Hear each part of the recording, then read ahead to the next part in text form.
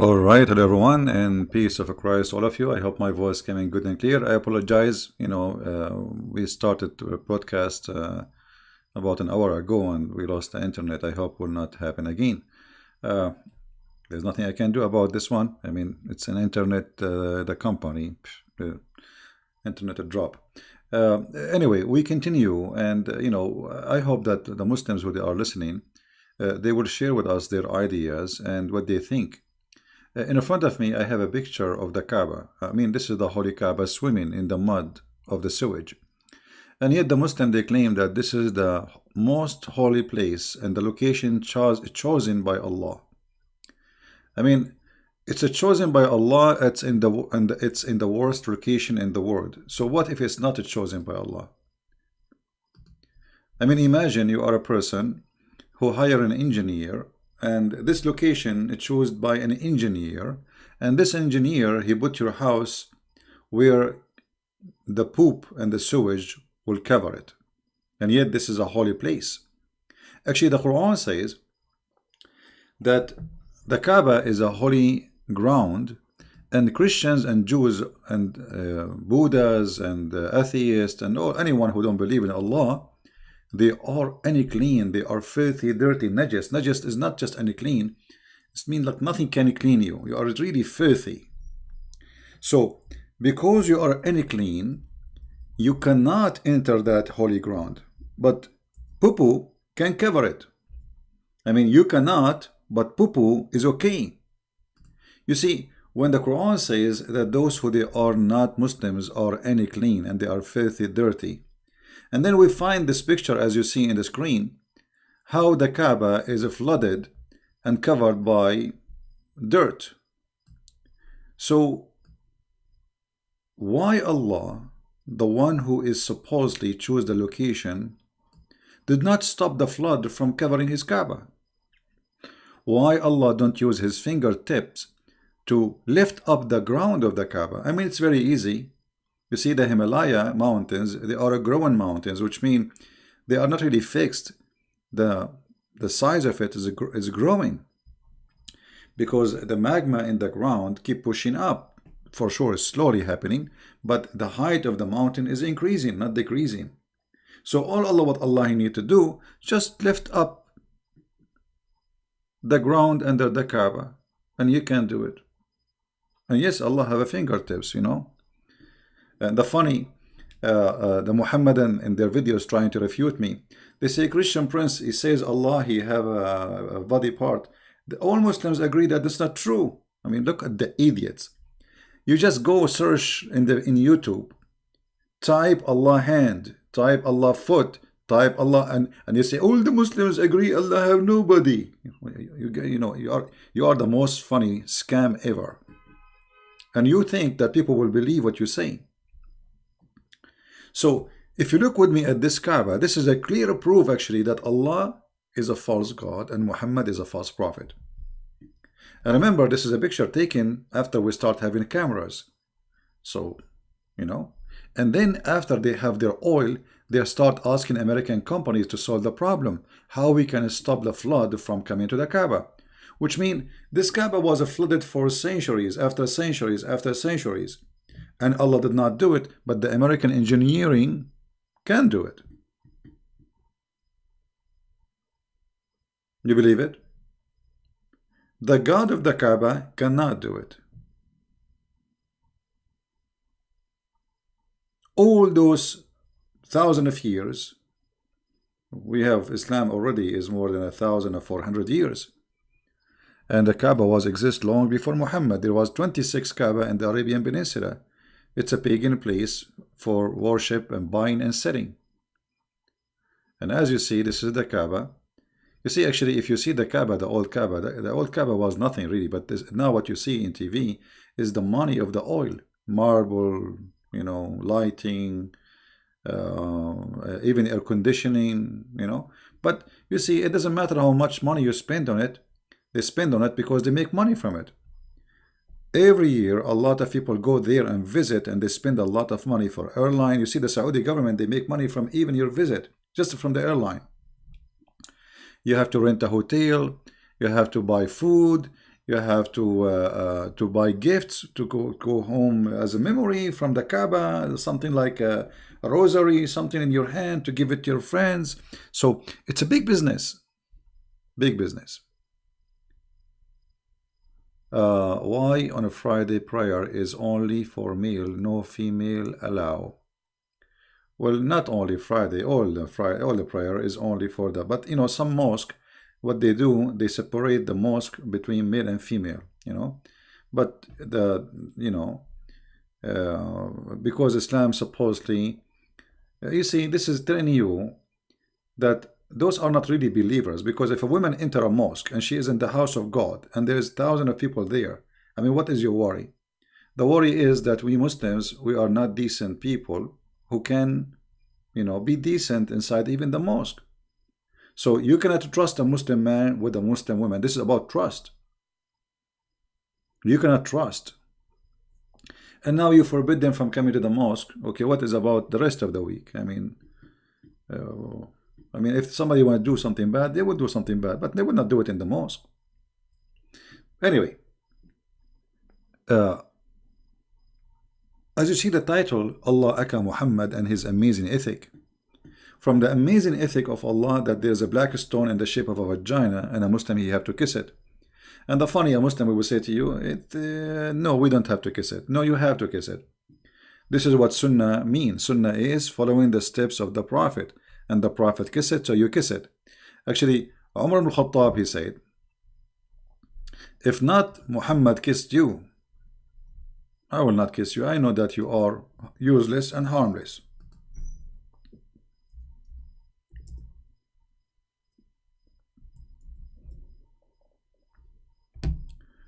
This is Umar ibn Khattab saying it clearly and getting Muhammad busted, by the way, because when he said this statement, he proved that Muhammad is a fraud. Why? Look what Umar he said.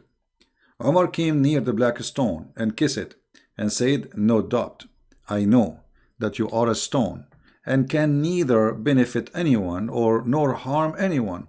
Had I not seen Allah apostle kissing you, I would not have kissed you. Do you understand how dangerous this statement is?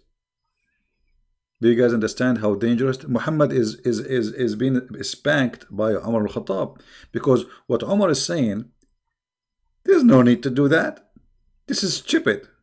This is literally stupid. You are useless and you are harmless. So why we want to kiss you?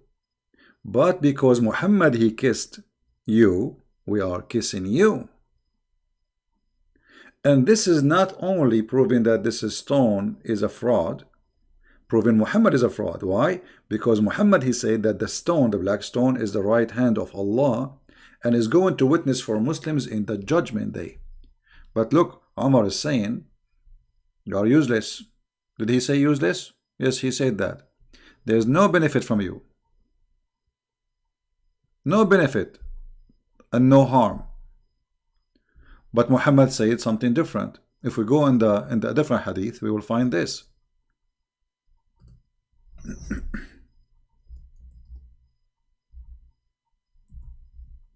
So one of them have to be a liar, either Umar or Muhammad. And here in this case, I believe Muhammad is the fraud. Let me instead see the hadith.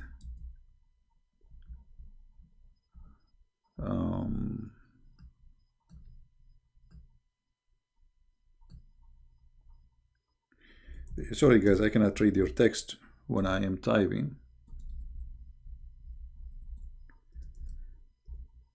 Wait for me. يستلمه يوم القيامة. I'm trying just to find the hadith.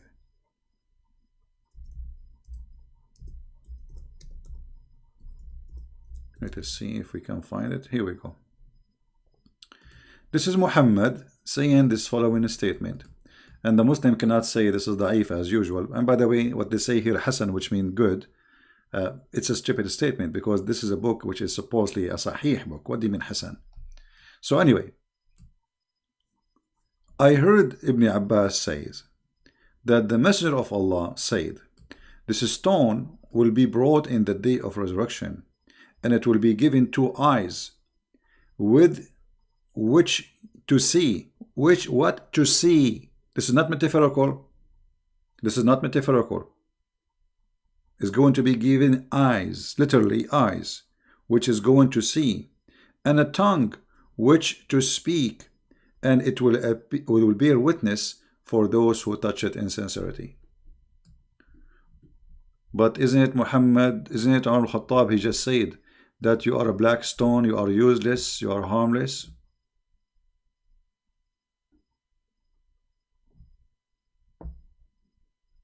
Right? Okay, we'll zoom. I don't know. Let us see if my, okay. I think now you can see it better. See, but Umar, he said that this stone is useless, harmless.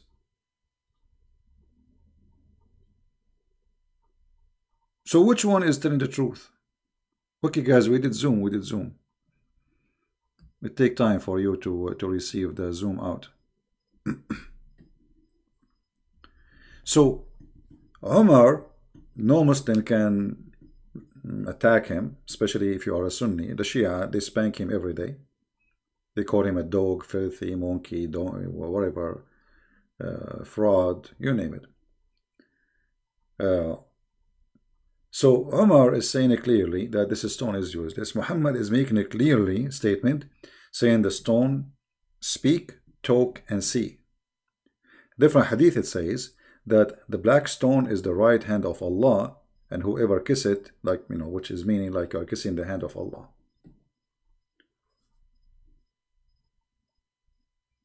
So how this can be ethical, that there is a God, he ordered us to kiss a black stone in the shape of a private part, claiming that this private part is going to witness for us in the day of judgment.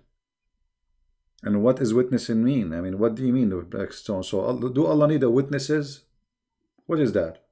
So this is not metaphorical. This is literally happening.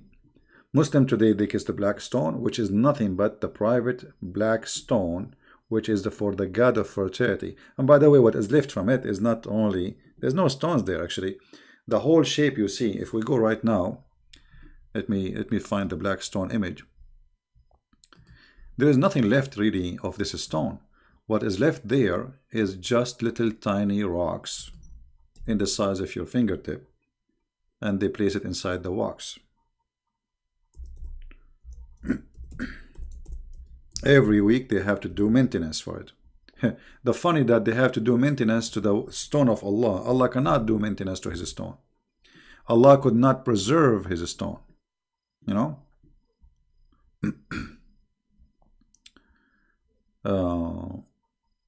Let us see if we can show you. Here we go. This is how they are fixing the black stone. I will put it for you on the screen. Give me a second. They do waxing. Here we go. They do waxing for the stone, you know, and this waxing supposedly is because the whole stone is wax. There's nothing left. There's only small tiny rocks inside the wax, and this is what is left of the black stone. Actually, there is videos. There's videos in YouTube, you can search it, about doing maintenance to the black stone. So look at this. This is a stone is going to witness for you in the judgment day, but the stone itself is not going to exist until judgment day because nothing left of it.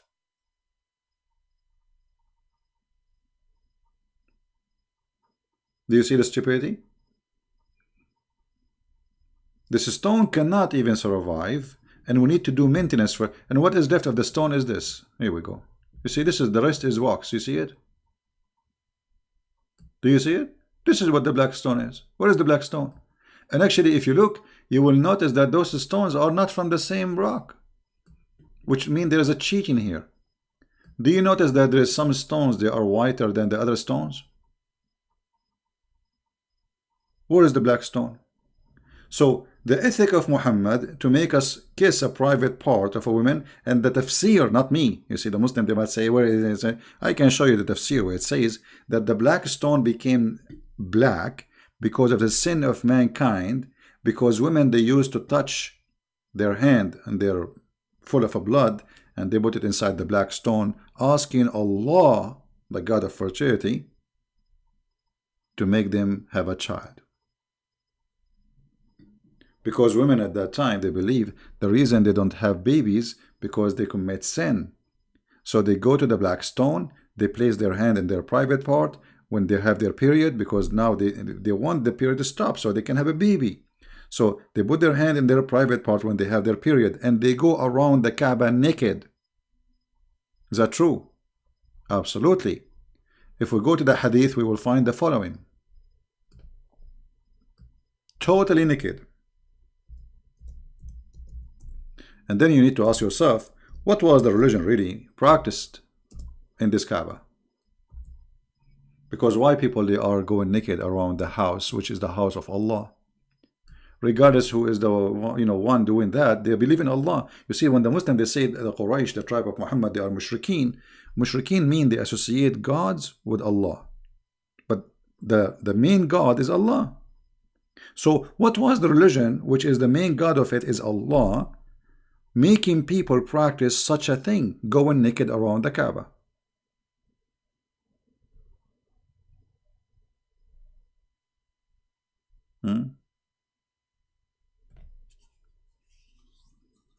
I think my connection is good and there's no problem. No, I think here, the location I am in, when too many people use the same, I mean, it's like a peak time. Today is a Friday evening, and too many people using the internet, and then the speed it drops suddenly. I hope that will not happen again now. So, obviously, the practice telling you that there is something wrong in this religion. Those who they are doing this nakedness thing, they are believers in Allah. They are not believers in something else. You see, when the Muslims, they say Muhammad was fighting his tribe, still the tribe he is fighting, they believe in Allah. They are not believing in a different God. So what was the religion really, which is believing in Allah, making people going around the Kaaba naked?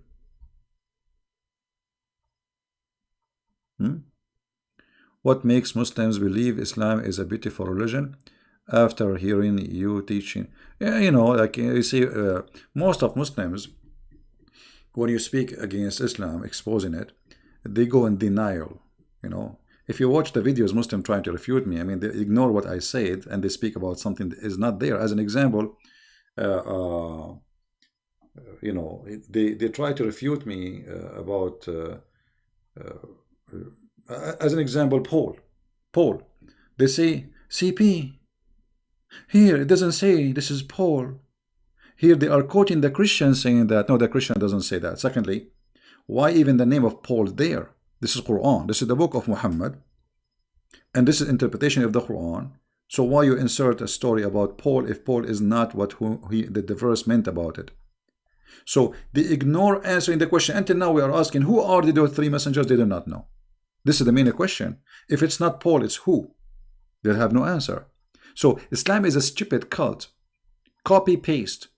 And Muhammad, he have no idea what he's talking about. And if you ask and you read the interpretation of those stories, you will find that those messengers, they are messengers of Christ who went to the city of Antioch. Now we knew who they are, those who went to Antioch. This is the first city who accepted Christ. So when they try to refute you, they say stupid things and they speak about everything except the topic, because they try to make it about me. You know what I mean? Muslims, they don't debate me, they debate about me.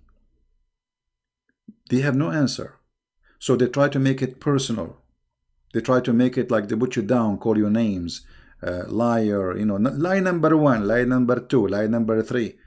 Call me and show me the lies. Why you don't call me? I mean, this will be hilarious. If you have all those lies, why you don't call me and make it official?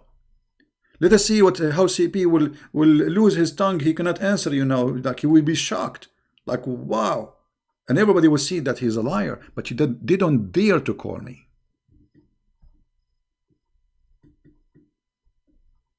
And this is the whole point. And now what we are talking about, they will go and make a video says, CP, those are not the Muslims going around the Kaaba. My friend, at that time, the Kaaba, you see, when Muhammad supposedly forbid going around the Kaaba naked, the Kaaba is already under his control for a long time. Why he was waiting? Why Allah did not make a verse in the Quran? Look, the Quran have a verses about who Muhammad can sleep with, or verses Muslims don't enter the house of the Prophet without permission. Like what? This is a verse. This is God is talking. Don't enter the house of the Prophet without permission. So he have time to make a verse about don't enter the house of the Prophet and don't eat his food and don't eat his sandwiches. But he have no time to say don't go around the Kaaba naked.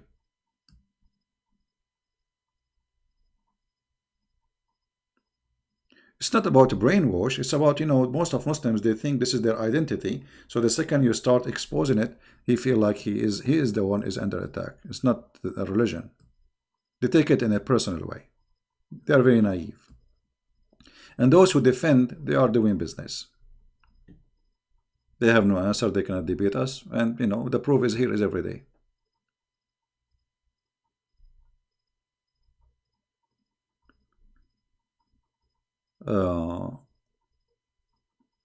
Refute the army story is real. But my friend, how an army of elephant is going to pass all the way to Mecca? Just to show you how stupid this story is.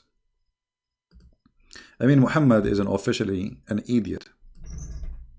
This guy, he heard legends and and yeah. If we go to the verses about the elephant,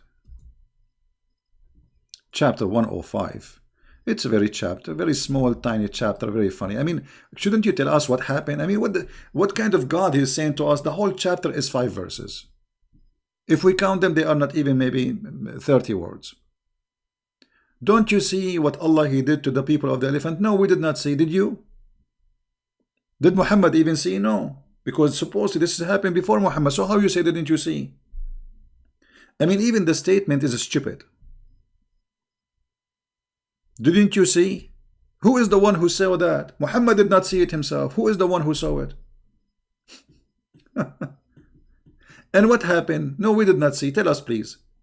There's an army and they are coming with the elephant, and Allah he sent the bird carrying stones. Like what?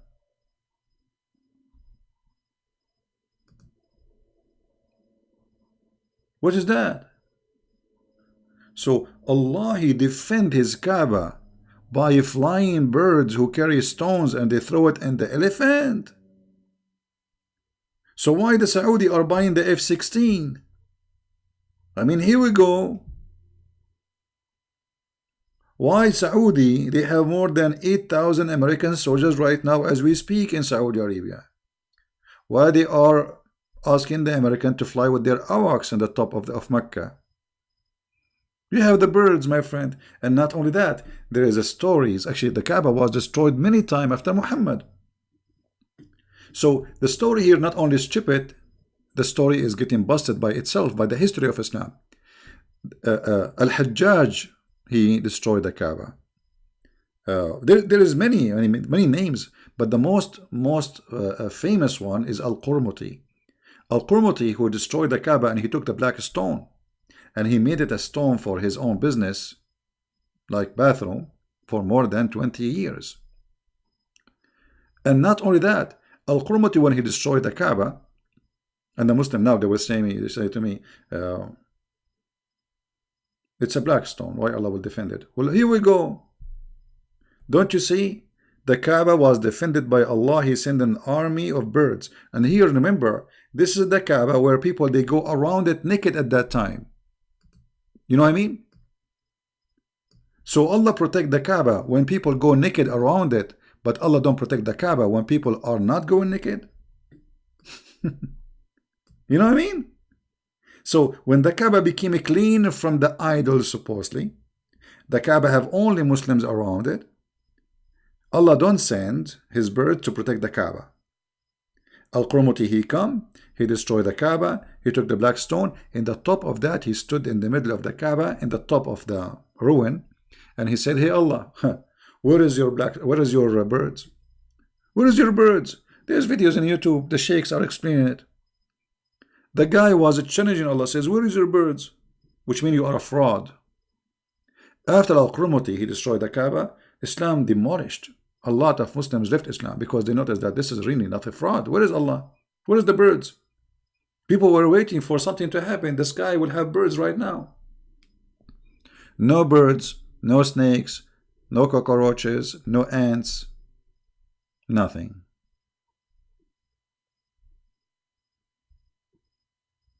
So Muhammad, he bring a fraud. Not only he is a fraud, he bring all of fraud stories and he adopted. Any story heard before him, Muhammad, he take it, he adopt it, and he teach it. Right?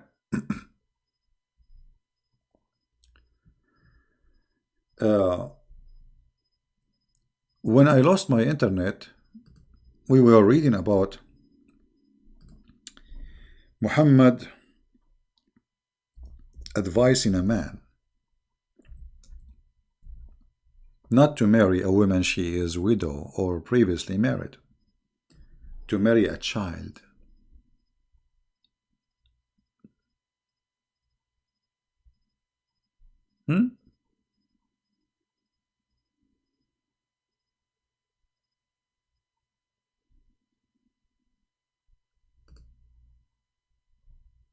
Muhammad, the filthy man, and I say that word without hesitation, because imagine if you are a Muslim listening, your sister is married to somebody, and then there is a guy, his name is Muhammad, is a prophet, and your sister was previously widow or married, you know, I mean, what's wrong with that? It's not her fault.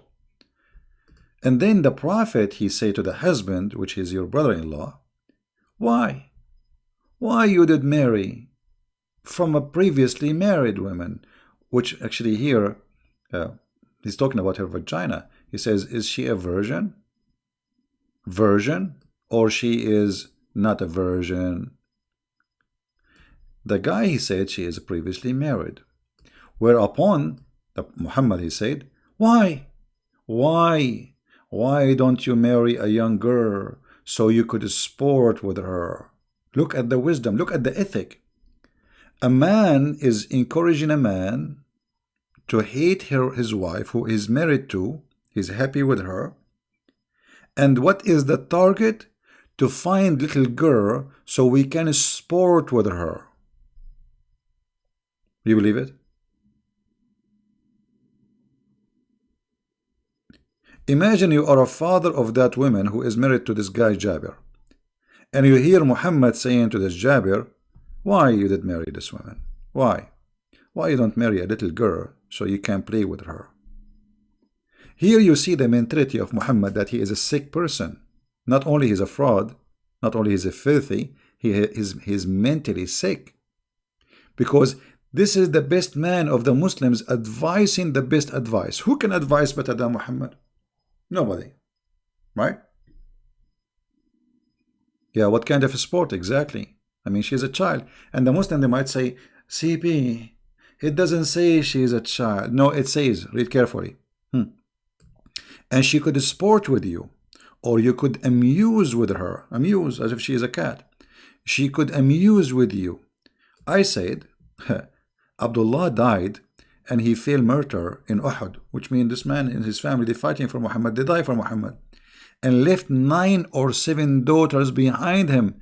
I therefore did not approve the idea I should bring a girl like them.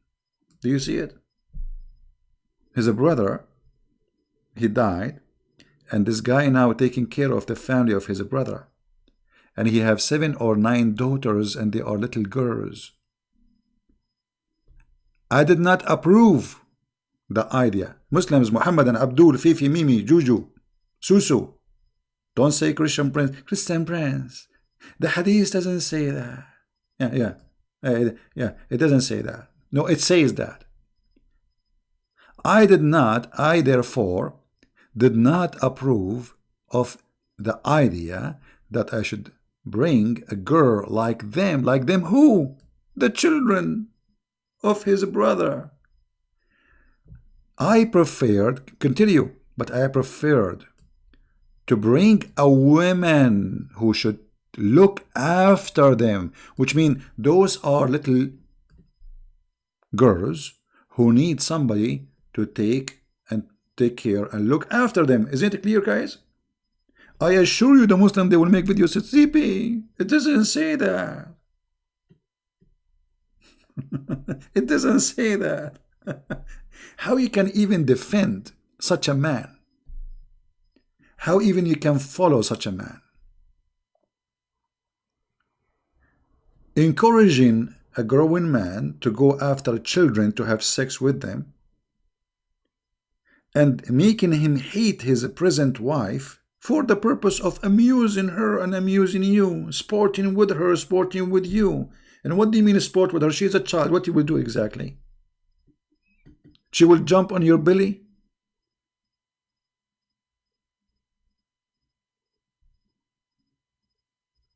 How in the world anyone can believe in such a man? I'm going to open my Skype for Christians to call because I promised them today that I will take calls and I want to keep my promise. I hope we will not lose internet. Look like we are going fine. Let us see, where is my Skype?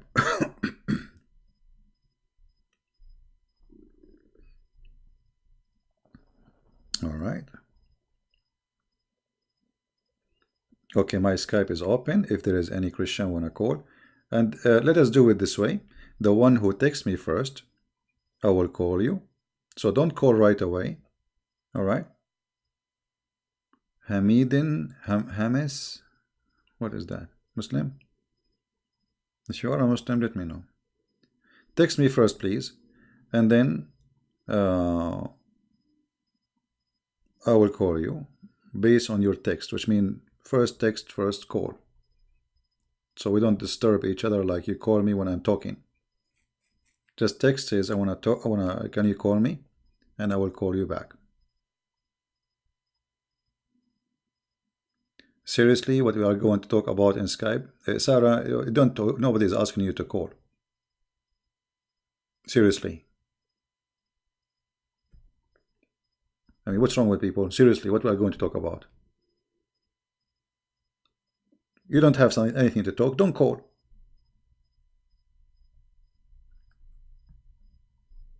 Yeah, so Christians, they can call if you have anything to say. If you have anything to share for the free, we are receiving calls for Christians.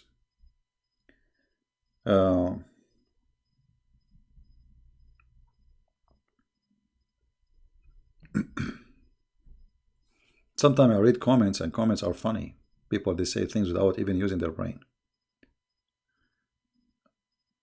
No, not necessarily this topic, but you can talk about this topic. I mean, why we wouldn't want to talk about this topic? Why not? But if you have different topic, no problem. Yeah, we will take Muslims if there's a Muslim wanna talk to us, no problem.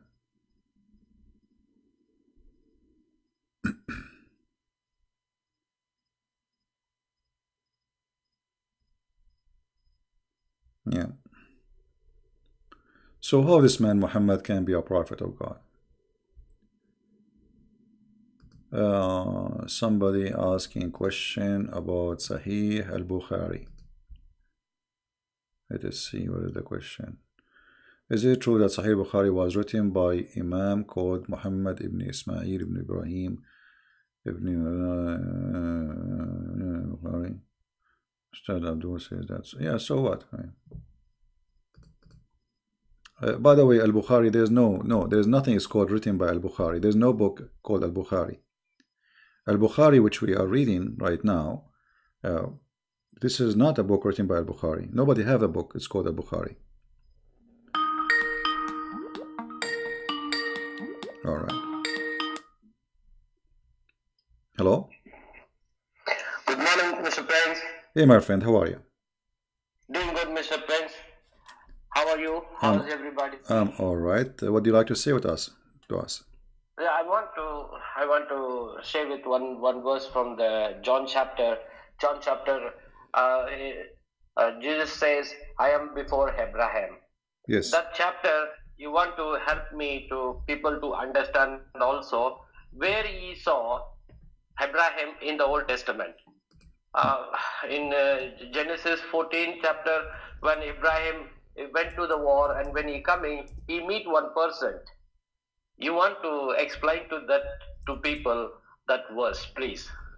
Well, there's the Bible speak about even the Lord. He came with the two more person, to Abraham, and Yes, Abraham he bowed down. So when the Messiah he spoke about Abraham, he saw me and he pleased with my day. He was rejoicing with my day. He did not mention yes. which one it was when he saw him, but obviously the Bible I, support that he saw him. He did not Mr. say, Prince, yeah. Mr. Prince, you know the Milka Zida in the Bible in the Genesis. Melchizedek, yeah. Yes, he is the one as the Christ is coming. You please read it for us that verse, and it will be helpful for each and every people can understand that verse. That is the one. He bring the bread and wine to him, and he is the most king of the church. He's coming from the place is from the heaven, but in the map that name is not exist anywhere. That is the one I want to explain to the people for everyone. I'm trying just to understand. So, you see, for me, God, he appeared to Abraham, and there is the statement in the Bible in many places. So, I cannot say it's just only this is about when Melchizedek came and spoke to, and he saw Abraham. I can say that God confirmed that he met Abraham, and Abraham he saw him as a man. Correct? Yes, sir. Okay, and this is the most important because the Messiah, see the Bible first of all is not let us say mention everything Abraham he did, same as everything about Jesus. Correct? There's no way that you can write a book about someone like the Messiah, and this book is a few hundred pages, Yes. right?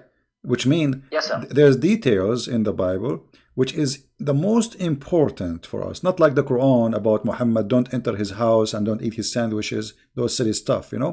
So Yes, yes. the purpose of the Bible is to deliver to us, the people who need the guidance, the most important information, not normal information. Otherwise, the books should be written about Jesus, maybe a big, huge library, because Yes, yes. the person who lived in this earth 33 years, how many words he said? You know what I mean?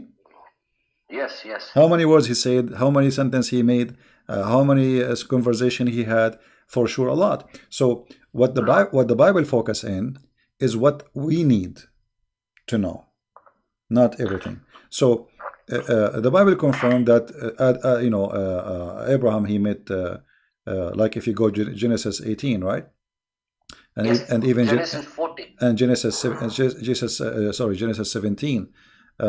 So anyway, it confirmed that the Messiah he met Abraham, and not only that, Yes. Abraham he saw my day. And the Jews they said to him, "Well, how you say that you met Abraham? You are not even 50 years old." And here you notice that the Muslims and the Jews they have similar, let us say, functioning of understanding the Messiah. So they could not understand that this is the person speaking that he is God. They are looking at a man who is not even 50 years old, but yet he claimed that he saw and Abraham saw him. And then Yes. and then after that, they try to kill him, because simply he is claiming to be God. As God. simple as that. And Yes, the chapter saying that, and yet the Muslim they say, where Jesus says, "I'm God, worship me." I'm a God. Yeah. Yes. So the same chapter is saying it clearly that they want to kill him because he is claiming to be God. Claiming to be God. Yeah, and Jesus did not say, "I'm not claiming to be God," right? like Yes, sir. like when they said That's the he's claiming to be God, did he say, "I am"? I don't mean that. No, he did not say. Yeah, He did no. not say that. Say. And Yes, yes. and then the Messiah he confirmed in like in other places like in Matthew chapter 22. The Messiah he said to them, to the Jews, and those are very well versed people. What do you say of Yes, Christ? What do you say of Christ? They say he is the son of David. From David. So the Messiah he said to them, well, if he is a son of David, then how David called him God? God. Yes. How David called him my Lord, my God. So the Messiah himself, he said clearly that I am the Lord of Abraham, I am the Lord of David, even though the Bible, by the way, says that Messiah by birth, he is from the seeds of David. But as we knew, that Messiah is not a son of any one seed. He's not a son of any man, He is just a God in flesh, because simply he exists before his birth. But the Messiah here he confirmed. What do you say about the Messiah? They said he is son of David. Then he gave them a question which they cannot answer. How then, if he is a son of David, which means he is disagreeing with them, if he is a son of David, then how David call him Lord? Lord. He called him Lord Jehovah. Jehovah. So if he is just from David, that means he is just a man like everybody. Yes. But he is by birth from David, which means because he is born of the Jews, as simple as that. But the Messiah, he is the Lord of David, and remember David here, he is the highest man for the Jews, like he is the king, the most powerful king. So when you say the king of the Jews, who is the most powerful, he is saying to Christ, you are my God. So who is the Messiah then? So he is the Lord of David, and this is David, the king of everybody. It's like today we don't want to make it an example, but for people who don't understand, it's like you have a president in your country or a king, and he is the most powerful man in the country. Yet he sees somebody, he call him my Lord. Yes. My God. So the Muslim claim about Jesus, nowhere he says he is God. I mean, it's all over the Bible. When Jesus says, I am the truth. You see?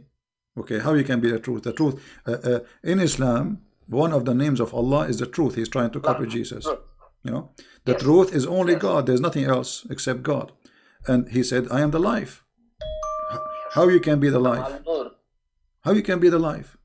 You cannot be the life unless you are God, because when you say I am the life, which means that all source of life is coming from me. You have life? Yes. It's coming from me. All life, all source of life, not only human. So I am the life, and then I am the resurrection. And yet they say to you, where Jesus said, I'm God. How you can be the resurrection if you are just a prophet? How you can be the resurrection? How you can be the life? Imagine I am claiming to be a prophet, and I say to you, I am the life. I must be crazy then, unless I mean that I'm God. So obviously the Messiah is saying clearly in many places that he is God. He's the beginning. He is the beginning. He's the end. Yes. Just to add to what you said, the Muslims, I'm sure you heard them before saying, where was the Trinity before Jesus was born? I don't know if you heard that question before. Well, because they are limited in their the way they function with their brain, because they are held hostages with Islam, so they don't want to think out of the box. You see, the Messiah before he was born, he was exist. That's why he's saying before Abraham I am. Yes. See, you are saying to me, what was a Trinity? Here we go. The Trinity is there. So the Messiah is there. His birth have nothing to do with his existence. This is why his death will not make the Messiah not exist anymore, because the death is the death of the flesh, the flesh of the body. But the Messiah was exist before that the flesh is exist. Right? Right, sir. The flesh is just a stage for him. He is in this earth. He came to us in the flesh so we can see him. So God, he humbled himself. This is what the Bible says. God humbled himself, and he took the image of a visible man, human being, right? Human being. So yes, sir. The Messiah, and this is what the Bible is saying, he is the visible image of the invisible God. God, yes, that is true, sir. And yet they say to you where Jesus said. And by the way, saying God, it's easy. I can say I'm God too. But you cannot do what Jesus can do. Yes. Anyone can say I'm God. So, I mean, what a big deal to say I'm God. I can say Allah, he said he's God. But he cannot do what Jesus do. Yes, that is true. Allah, the God of Islam, he do not even know what he created, how he created things. Stupidity. Yes. The Quran is full of stupid mistakes. Right? That is true. That is true, sir. All right. Anything else, my friend? One small request from you, All right. from my side. When the ex-Muslim, they asking to, you ask them to come to the Christ, you say to them to read Bible. So I want to request it to you, even the people reading New Testament especially, tell them to read in the red letter Bible. It will be more easy for them. The Christ what is speaking, it's all in be the red letters. It will be to be understand them exactly who's speaking correctly. So it will be easy. People get confusion who's speaking here, so they don't know exactly what. Well, they're this speaking. is a design so of for them Okay. to write letters to help them to understand. Yeah, most of people, my friend, they are reading from the internet, because those who leave Islam in my channel. It's available, Princess, in the internet. The red letter Bible, King James version. Red letter Bible is available. I also have in my phone. Okay.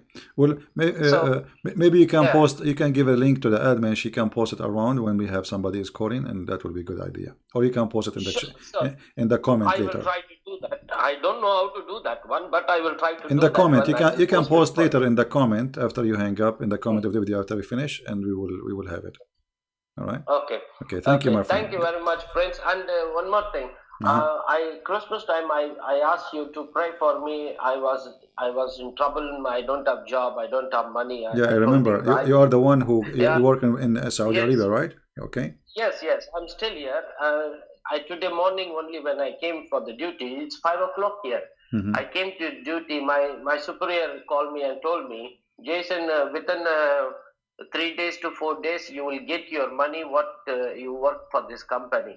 So maybe 2 days or 3 days, I will get my money. Wonderful. And thanks to everybody who will pray for me and pray for me more. The next step, what I'm taking, I want to be exactly a correct path. I want to walk in the correct way to take my family in the right path. So please pray for us. Well, my friend, I want to give you an advice from my heart. I know that people, they go to Saudi Arabia to find jobs, and I know that's nothing wrong with that. But living there is not really a good choice. So try to find a job in different area, different territory, where your family can live a normal life as a Christian. Yes. And you can practice your belief as a Christian with the freedom. And, God will provide, my friend. Yes. I mean to that. Thank you. Thank you. Friends, I will take care, and God bless you all. Take care. And thanks for you opened, I opened it, morning phone. I saw you telling only Christian people can call. I'm very happy to call you. So I jumped it inside. I called you the same time. Weekly one time, if you keep it for the Christianities people to talk to you, I'll be very happy to. So we can talk to you. You cannot answer all your Skype messages. I know yesterday also you are speaking that one to the people. Yeah. So like just one day you keep it for us. It will be very nice to be family together. Sure. The family is most important in the Christ. Christ is say, be as a family. Don't be a separately. We don't like separate people. We want to be as a family. We are a like family. A unit. We are a family. Thank you, my friend. God bless you, and I will try Thank to you. make God it every bless Friday. you, and give my love to family, mommy and dad. Okay. Take care. Bye bye. God bless you. Thank you, sir, friends. Bye bye. All right.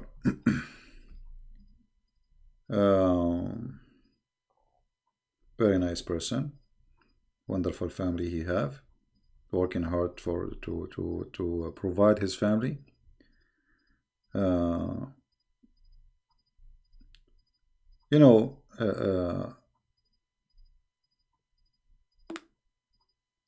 Life is full of stories, and there is many wonderful people. They are trying to work hard to provide their family, and they are born in a, let us say, generally speaking, a poor country,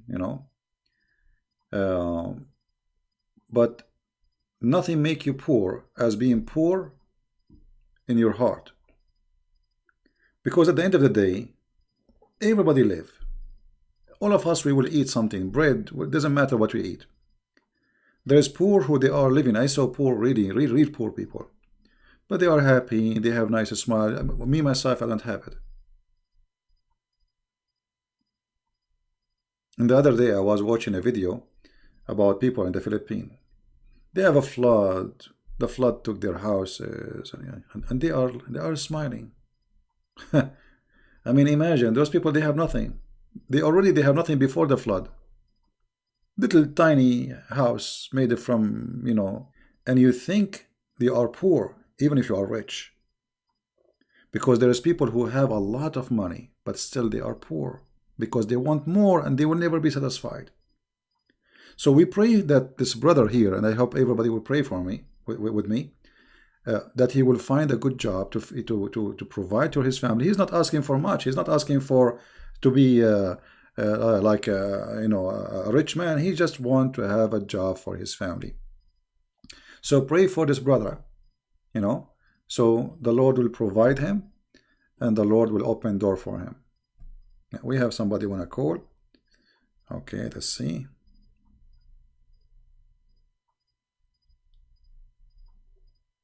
We will try to have an open call for everybody, in Friday for Christians, like today. I think this is a good idea. Every Friday, we open Skype for people to call.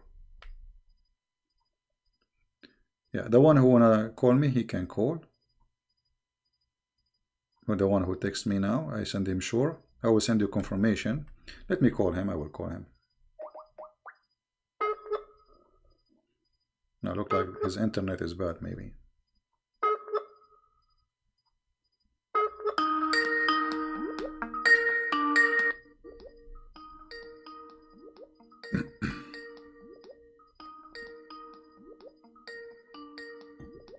I hope you will answer.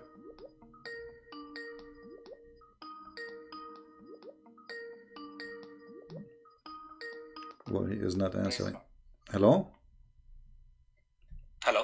Yes, my friend. You are live on air. Hello? Yes, we hear you. You are live on air. Hello? We hear you. Hello? I think you have a bad internet like me. Hello? We hear you, my friend. Go ahead. Yeah. Brother Christian Prince, can you hear me? Yes, I hear you. Go ahead. I hear you. Don't Brother listen. Christian Prince, can you hear me? Don't listen to me from YouTube. Listen to me from Skype. Praise the Lord, brother. Yeah. Thank you, brother. Thank you. Thank you for taking my call. And I'm praying daily for you, for your protection and the wisdom what you share. That's a God's blessing. So I have one thing to just to discuss. I know a lot of callers will be waiting. I will just tell my question and you can take it off and I can drop off. No problem. What we see is Jesus is a Jew, right? And according to Islam also, they believe that Jesus is a Jew, but they hate Jews. And if you see that Jesus is sitting in the heaven with the God, and he's going to come back, but still they hate the Jews, right? So I just wanted to know why they don't understand this concept and why they hate Jews. Yeah, okay, I will answer you as you requested after you hang up. Anything else you want to say? No, brother. Okay. I think this will enlighten a couple of brothers and a couple of sisters, those who are listening to. All right. Thank you very much for your call. God bless you. Thank you, brother. God bless you and God protect you all the time. Thank you. Bye. Yeah, it's a very wrong understanding to think that Jesus is a Jew. He is the Lord of the Jews. He is the King of the Jews. He is the God of the Jews. He is born of a Jewish family, yes, but he is not a Jew. By birth, he is a Jew, but he is the God of the Jews. Do you understand what I'm saying? But I understand what you are trying to say to the Muslims. They hate the Jews and so. But this is the same. Can we go to? You see, Muslims they hate the Jews, not because they understand even why. Muhammad said hate the Jews. That's it. If Muhammad says love the Jews, they will love the Jews. This is why we say Muhammad is the God of Islam. It's not why you should hate the Jews. I mean, how you can generalize even anyway? Everybody is a Jew, you should hate him. Why? Even Muhammad, he says that time will come, and if a Jew hide behind a store, any Jew hide behind a stone or a tree, the stone or the tree will call and say, hey, there's a Jew behind me, kill him. So Muslims, they are following blindly whatever this man, crazy man Muhammad, says, not because they are convinced, but because they are blindly obey. Muhammad, he made verses, says you have to obey Muhammad. Whoever obey Muhammad, obey Allah, which means obedience of Muhammad is from obedience of God. So he is God in earth, yet he don't claim to be God, but he have the authority of God. Muhammad, he says something, Allah, he says something. Actually, Muhammad, he win. You know, there's many things in the Quran, the Muslim, they say to you, it's abrogated by a hadith. How Muhammad, he can abrogate the words of Allah if Allah is his God? So Allah, he says something, Muhammad, he says something. Which one we follow? Muhammad, because Muhammad is more important from Allah, which is a fake God. Muhammad, he just used Allah as a proxy, like, you know, he's a tool. Muhammad wanna have sex, he made verses saying any woman, she wanna give herself to the Prophet. Muhammad, he want people not to come to his house, eat his sandwiches. I mean, have you ever heard of a God saying don't come to the house of the Prophet to eat his sandwiches? What is this? The sandwich God? All right, we have somebody trying to call. Tell me if you want me to call you, my friend. Just don't send me a text. If you want to call, say, I want, please, can you call me, and I will call you. Have you ever heard of a God saying to his prophet, any woman she can give herself, and you may differ between them? You might delay some. What is that? Allah is giving tickets for sexual activities. Okay, somebody asking, can I call?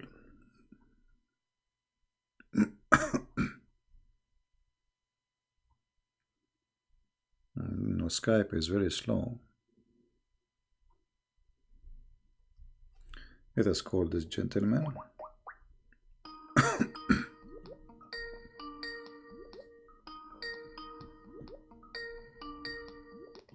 Hi, CP. Hello, my friend. You are live on air. Yeah, my audio is clear, right? Sorry?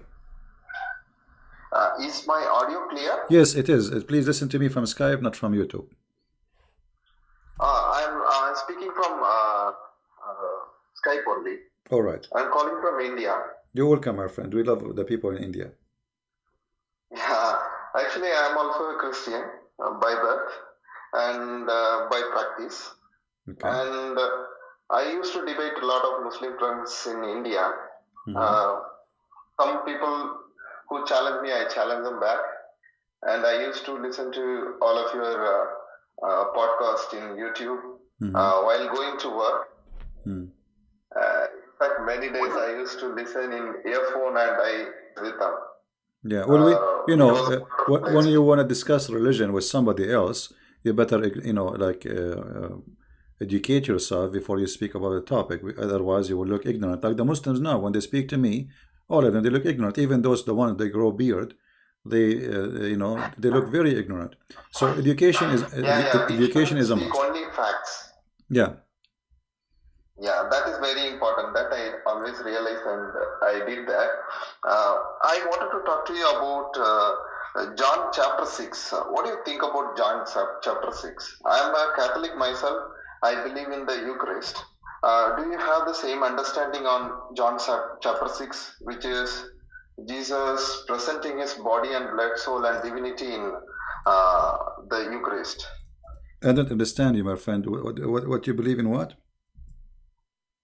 Eucharist, the bread and wine becoming the body and blood of Christ.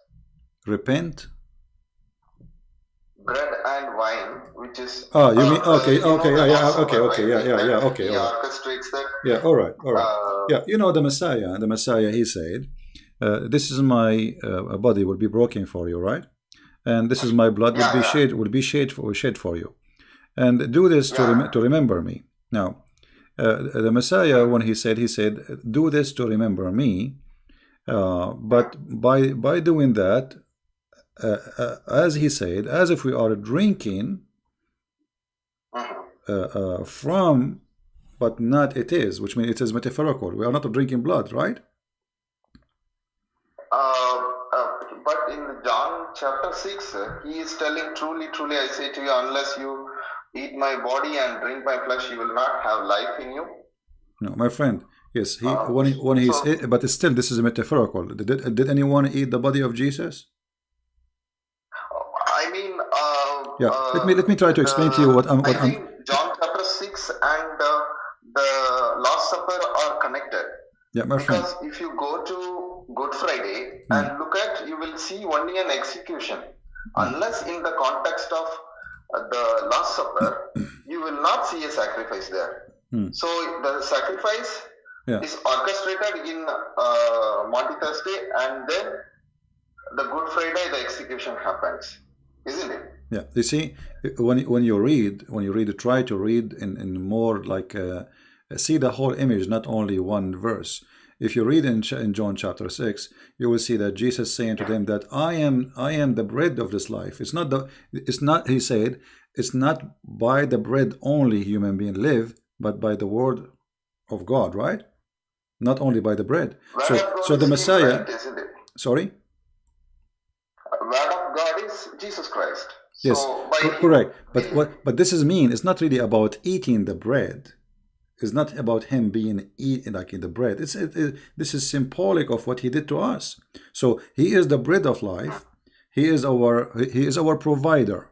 This is the real provider. You see, bread is coming from somebody, from provider. Somebody provide you the food. Somebody provide you the life. Somebody provide you your blood.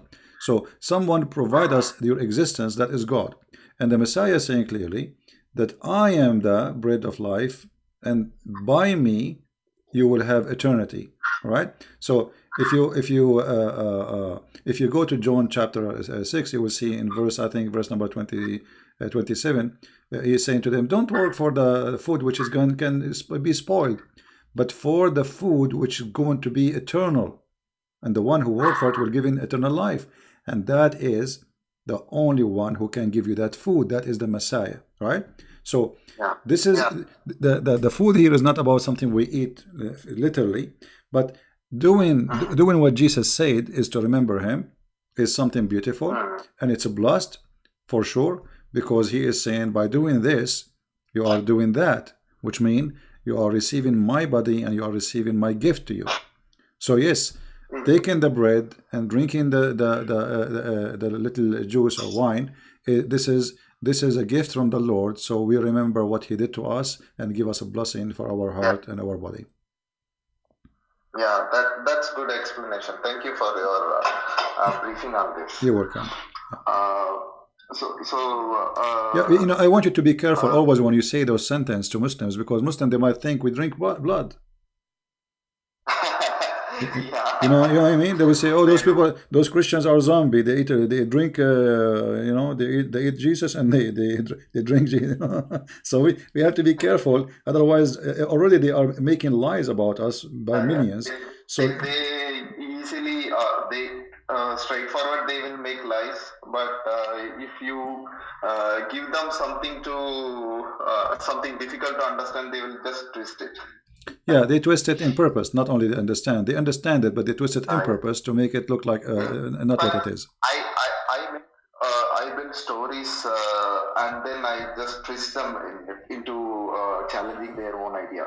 Say, for example, I tell them a temple priest who is possessed by their god tells that give me your women to me.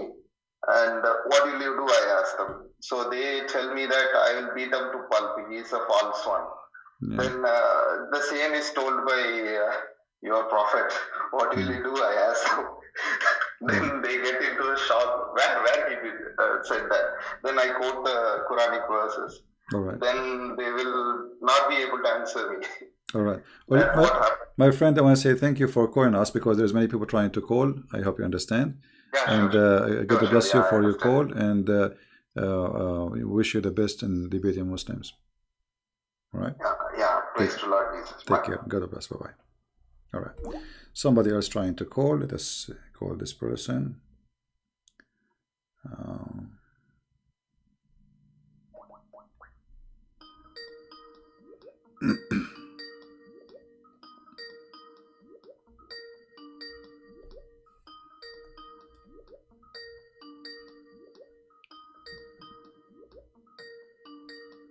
He's not answering.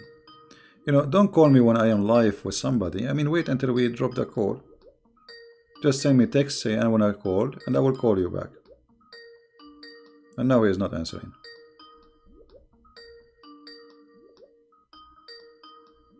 All right.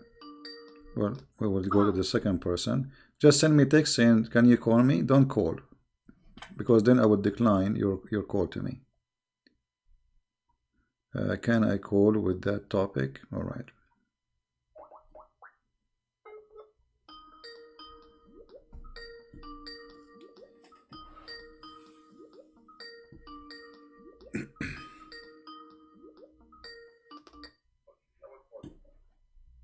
Hello?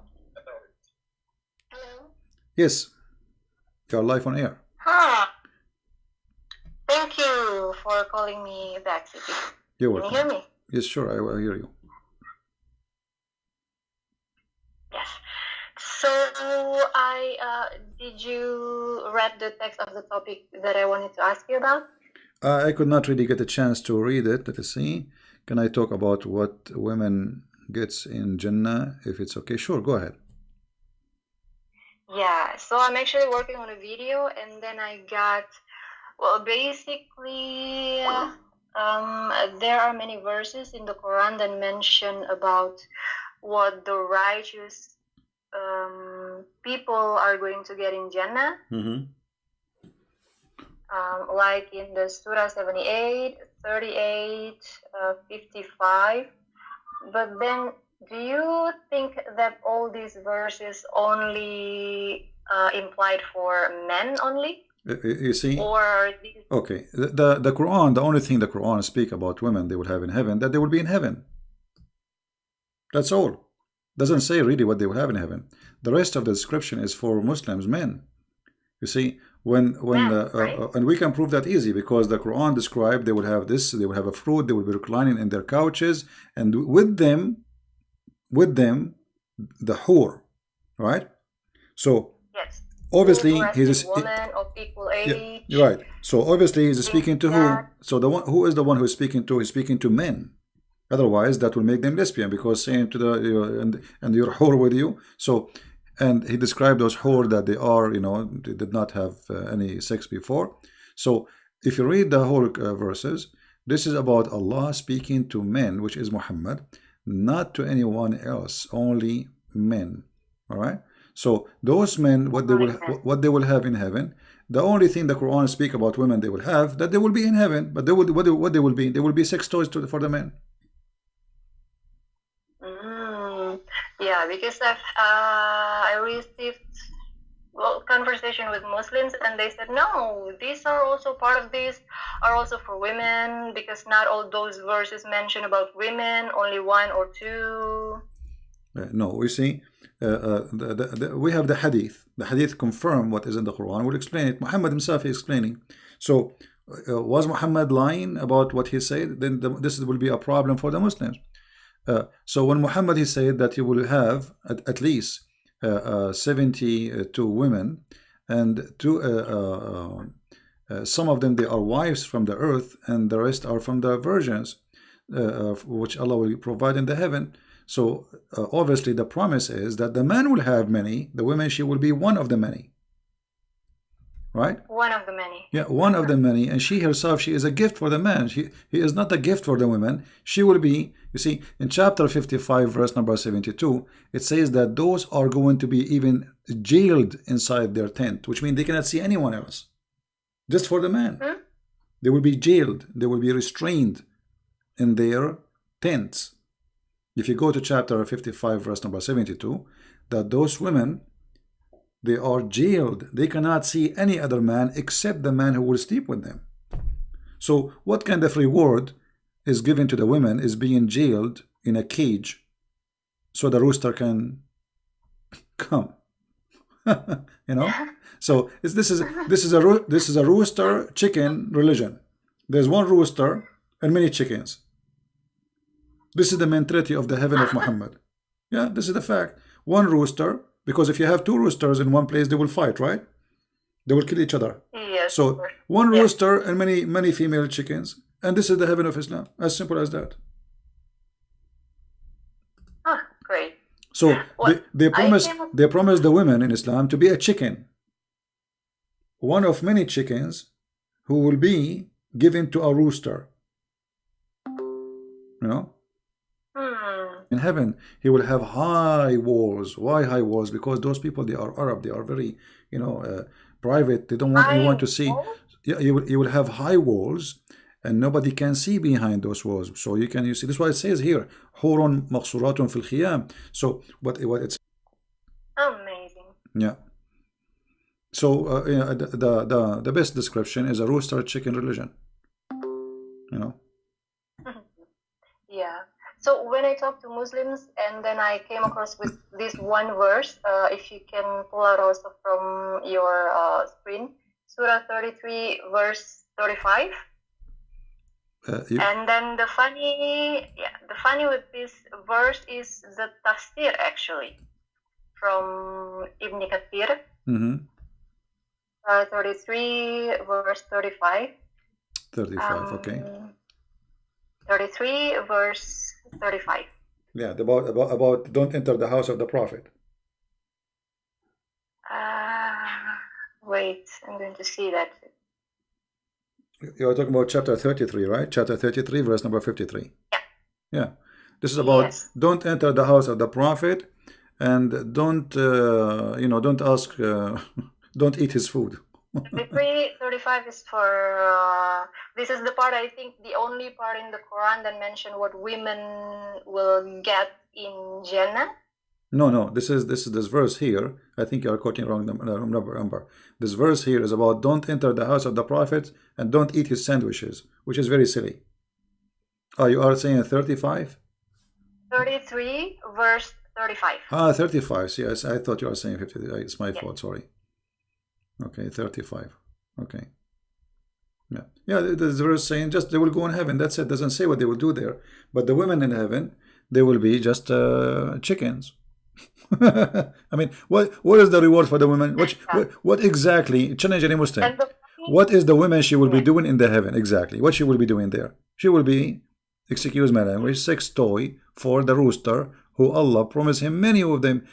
Is the man, like you see, God created Adam. He created with him what? Eve, right? Eve. Okay, so if Allah is the same God who created Adam, why we don't go to heaven? If the logic is, God is the same God of Adam, is the same God of Muhammad. So why the God who created only one woman for Adam, he is going to create too many women for the sons of Adam? Doesn't make sense. doesn't make sense. And in the same time, those women, as an example, the hur, all of them, they look the same. They have the same voice, they sing the same song, and they have the same name, and they have the same look.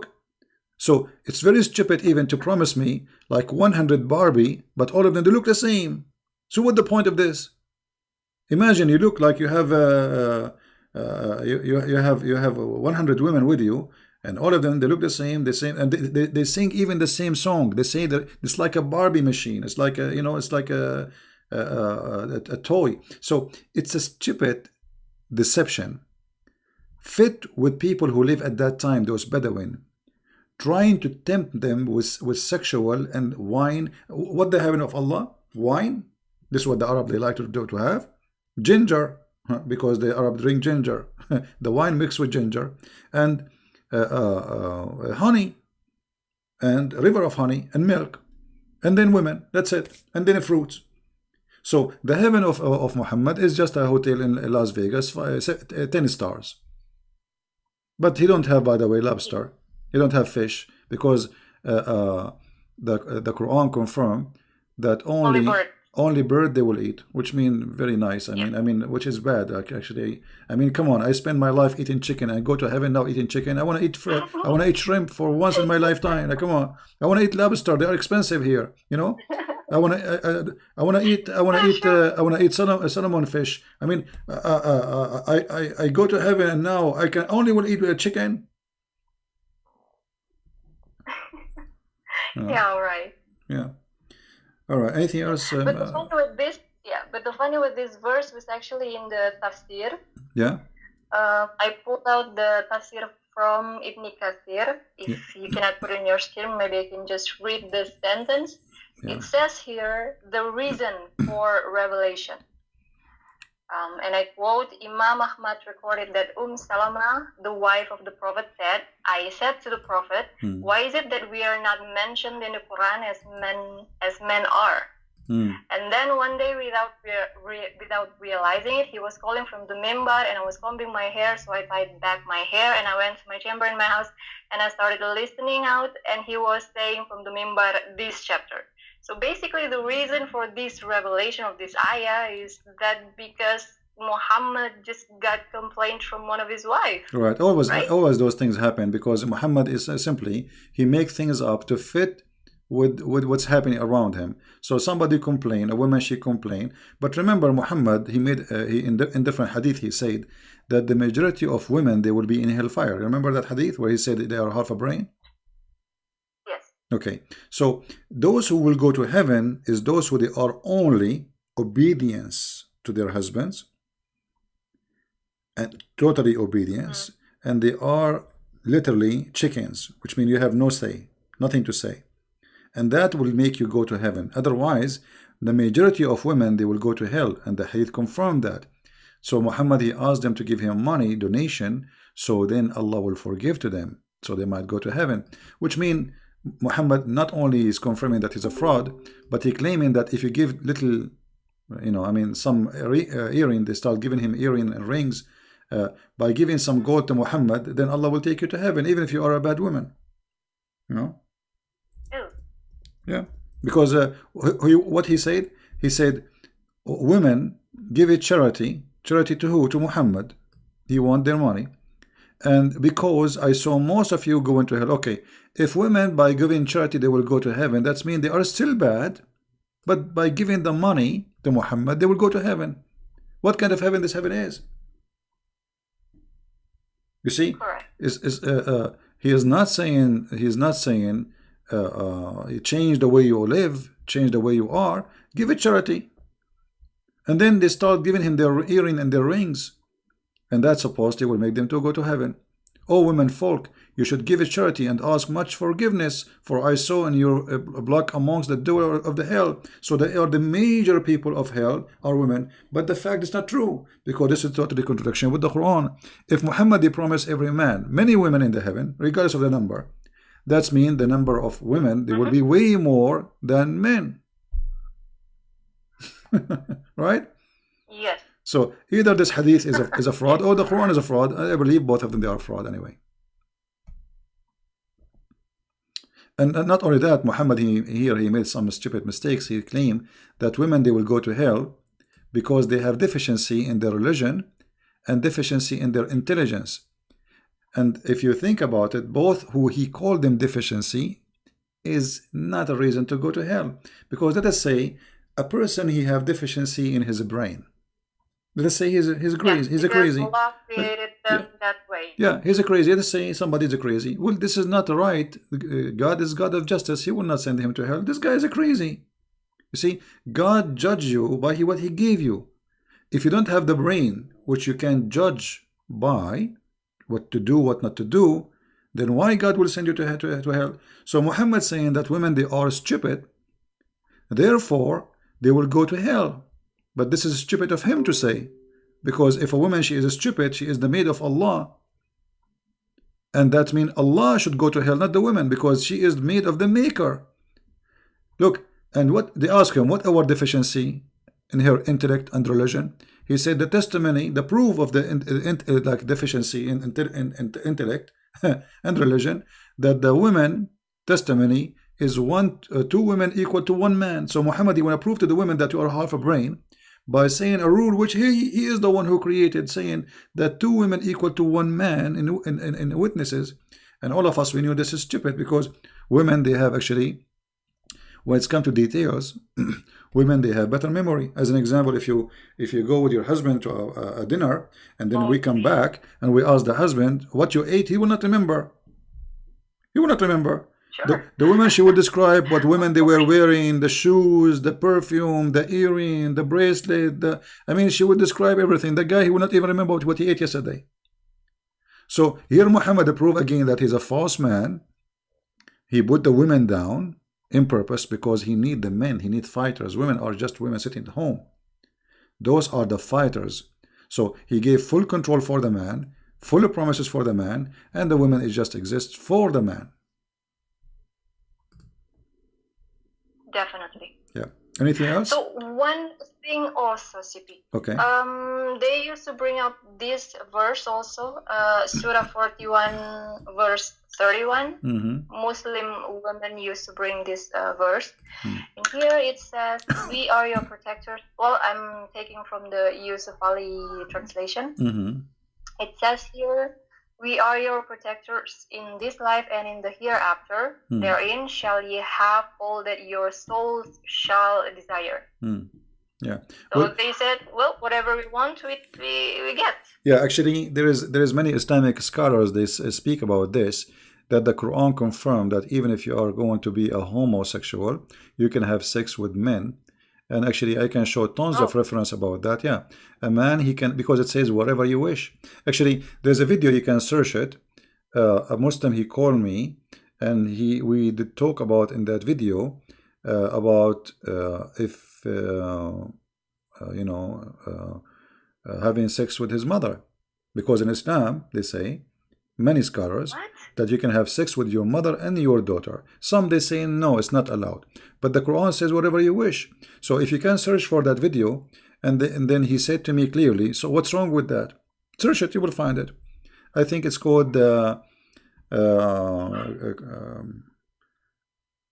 I don't know, Paradise something, Christian Prince. You have to put it, the Muslim, he was calling me and he was defending, he was angry, and he's saying to me, what's wrong with that? What's wrong with you? Actually, I will try to find it and play it right now. After you finish, I will try to find the video. Yeah, of course. And let us see, Christian Prince. For me, it's very hard to find my videos because you type my name, you find endless number. You need to remember. You need to remember the name of the video. Heaven, maybe debate. Let's see.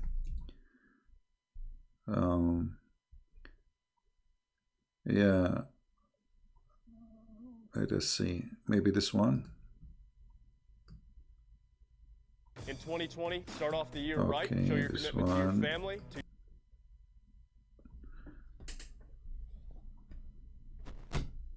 I will put it in the other speakers so everybody, including you, can hear. Okay. Yeah, actually, after you hang up, I will play it. Anything else you want to say? That's it. All right. Thank you very much for calling, and God Thank bless. Take care. Bye-bye. God bless. Yeah. Yeah. So I think I got the. Oh no, this is not the Sheikh Tara. Maybe this is not the one we want, but let us see.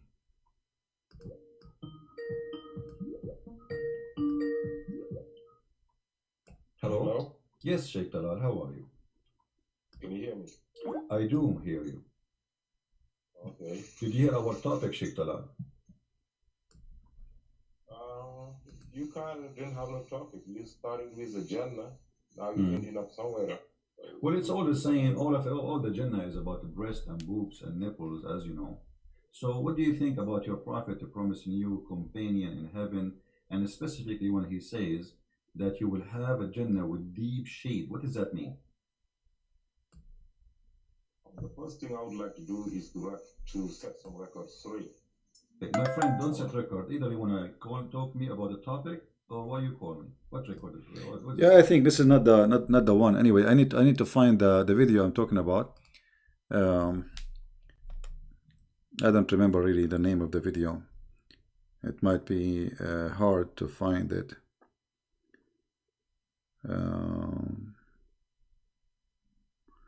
Okay, we have this person trying to call. Okay. Don't just text me, says hello, I am Christian. Tell me, you want me to call you? Or just you are saying hello? Don't say hello, please. Don't say I would like to add you to Skype. Just call you know, tell me I want call me.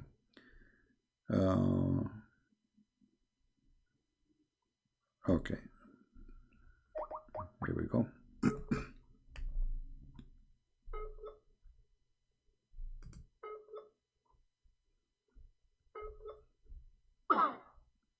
Bad internet. I'm trying to call you, Tamara. This is you. You are saying this is your Tamara, right? So you said this is Tamara, but I cannot. Let us try again.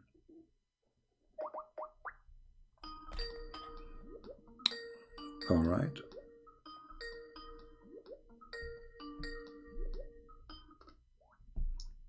Hello? Yes, hello. You are live on air. Hey, Christopher, this is Tamara. I have How are you, question. Tamara? How are you doing? Okay, you know, like on the second coming of Jesus, right? Yeah. Do they have like in the Bible? Do they have like a specific?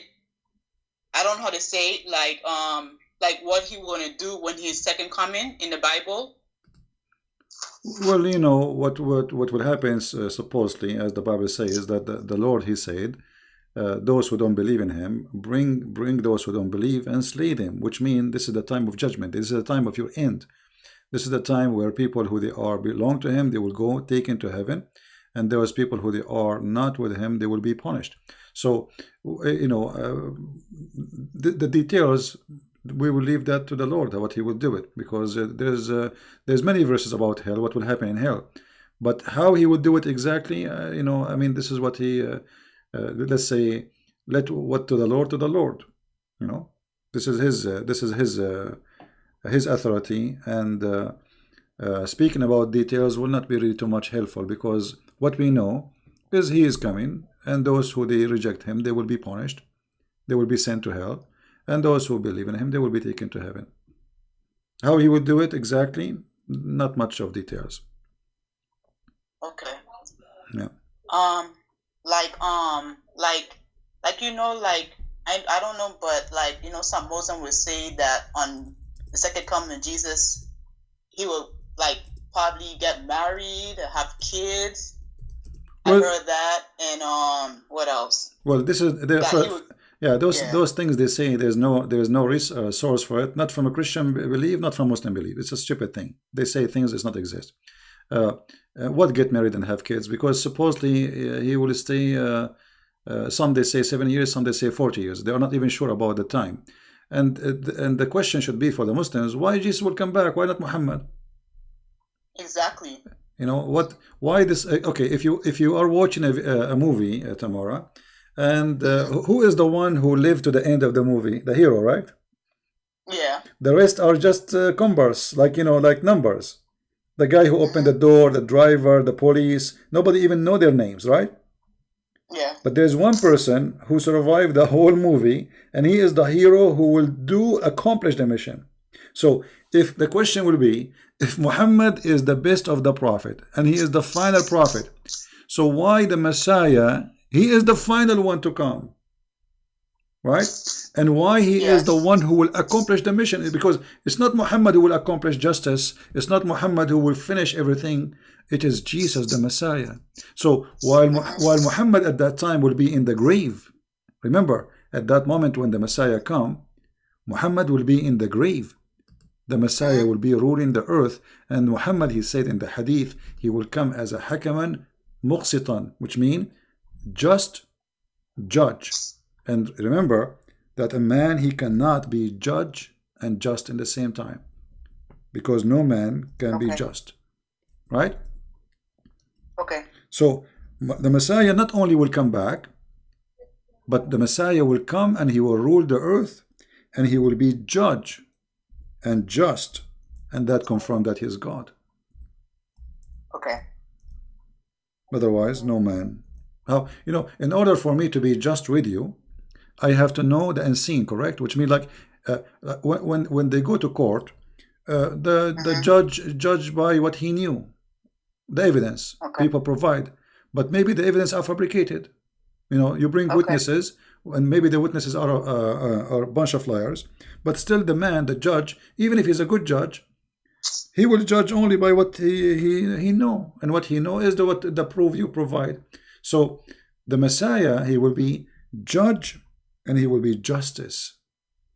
How he can do that? That is not something given to a man. No man can be justice in any way, in any means. That's true. You know? Okay. And even if you know what happened, how you can be judged? Because now what is the punishment? Who's going to decide the punishment? You know what I mean? Because let us say I did something wrong to you, and now and we know exactly what I did. Maybe I stole your money, maybe I took your wallet, maybe I whatever. Now, what is the perfect punishment for this person who did this crime? You know, because the crime should fit with the penalty should fit with the crime. So to be a person who is capable of giving punishment fit with the crime for whatever crime is, because imagine we have billions of human beings, there's millions of crimes. So which one is the fit penalty for the fit crime? The only one who can do that is the Messiah. Yeah. Yeah. Anything else, Tamara? That'd be all. You answered all my questions. Yeah. Well, you know, the Muslims obviously they are confused about who is the Messiah, and the question even why he is called the Messiah they do not know. what the Messiah mean they don't know. Imagine one the Islamic tafsir says that the Messiah was called Messiah because he have a flat feet. Flat feet. I mean, how stupid this religion is, how far it can go with stupidity it's beyond imagination. Yeah. Okay, Tamara. Thank you very much for calling. We will take another person. You're welcome. Take care. Okay. Bye-bye. Bye. Yeah, the Messiah is a judge and ruler. Let me see. I'm trying to find the hadith, so to wait on the screen. Hold on.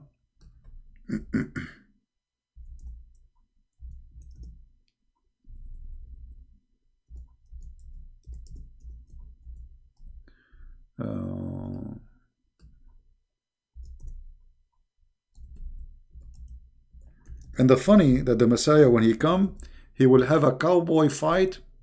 I don't know what's wrong with this website. I cannot find the hadith. Here we go. Finally, we found it. It is written on the screen. It keeps saying error. All right. So the Messiah, he will come, and Muhammad, he swear, he took an oath, saying that the Messiah will come and he will do, he will be just judge, as you see in the screen. This is not my statement. In the same time, he will kill the pig. I mean, how silly. How silly. That the reason the Messiah is alive until now, and until Judgment Day, is to do three things. He will be judge, ruler. He will kill the pig. Actually, this is what he do, and then he will not collect money from the Christians, because the Muslims have too much money, and nobody will take money if you even throw it in the street. Obviously, this is false, because the more the population of a human being increase, the more needs exist. Need for water, need for food, need for resource. This is stupid. So Muhammad have his own fiction stories, which, you know, getting him busted, as always. Okay, someone...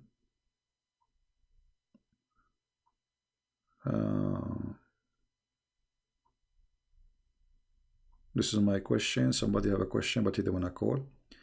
Quran says Allah does not begot in chapter 112 verse. Okay. It calls someone something... yeah. Well, the word begot is not really what the Quran is saying. It says Allah did not give birth. Did not say he is not born, or let's say he is not born of something, and he did not give birth. So the Muslims, when they translate, it's kind of funny translation.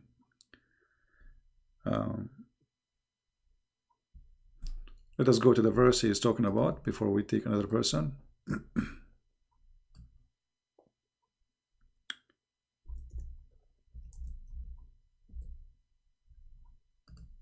One of the Muslims, he was making video to refute me supposedly. He said Allah is Samad, that means he have no physical body. That is stupid of you. Samad is coming from the word masmuda, which means collection. There's like a little container, have a hole in it, and kids, they put their coins in it. This is called masmuda. So Allah is Samad, Allah is the collector. He is a collector. Those idiots, they don't even know what it's mean. So look, they say Allah is the eternal absolute. The word Samad have nothing to do with eternal, have nothing to do with absolute. قُلْ هُوَ اللَّهُ أَحَدٌ, say he is one of, which means Allah is a collector of the gods, and he is one of the gods. So he is the one who unify gods. That's why it says Ahad, not Wahid. Let us see, someone else is texting.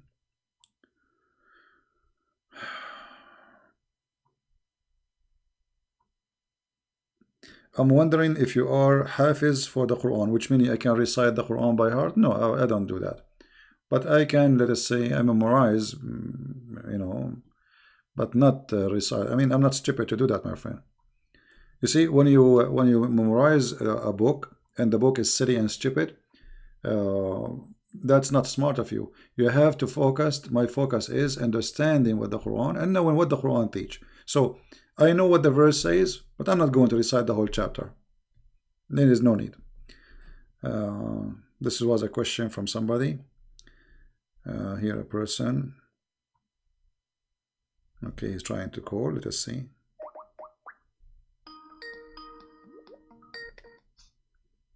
Hello? Hello? Hang on, I just got to turn it down. Can you turn... How are you today? I'm fine, my friend. Can you turn YouTube, please, down? Yeah, I'll just turn it off here. All right. I just wanted to say thank you for everything you've done. You're really clever at how you promote how to unfold what is in the book and to present it to people so they know the true understanding of it. Well, there's no need to thank me. I'm doing my duty. I mean, isn't it our duty to share the truth?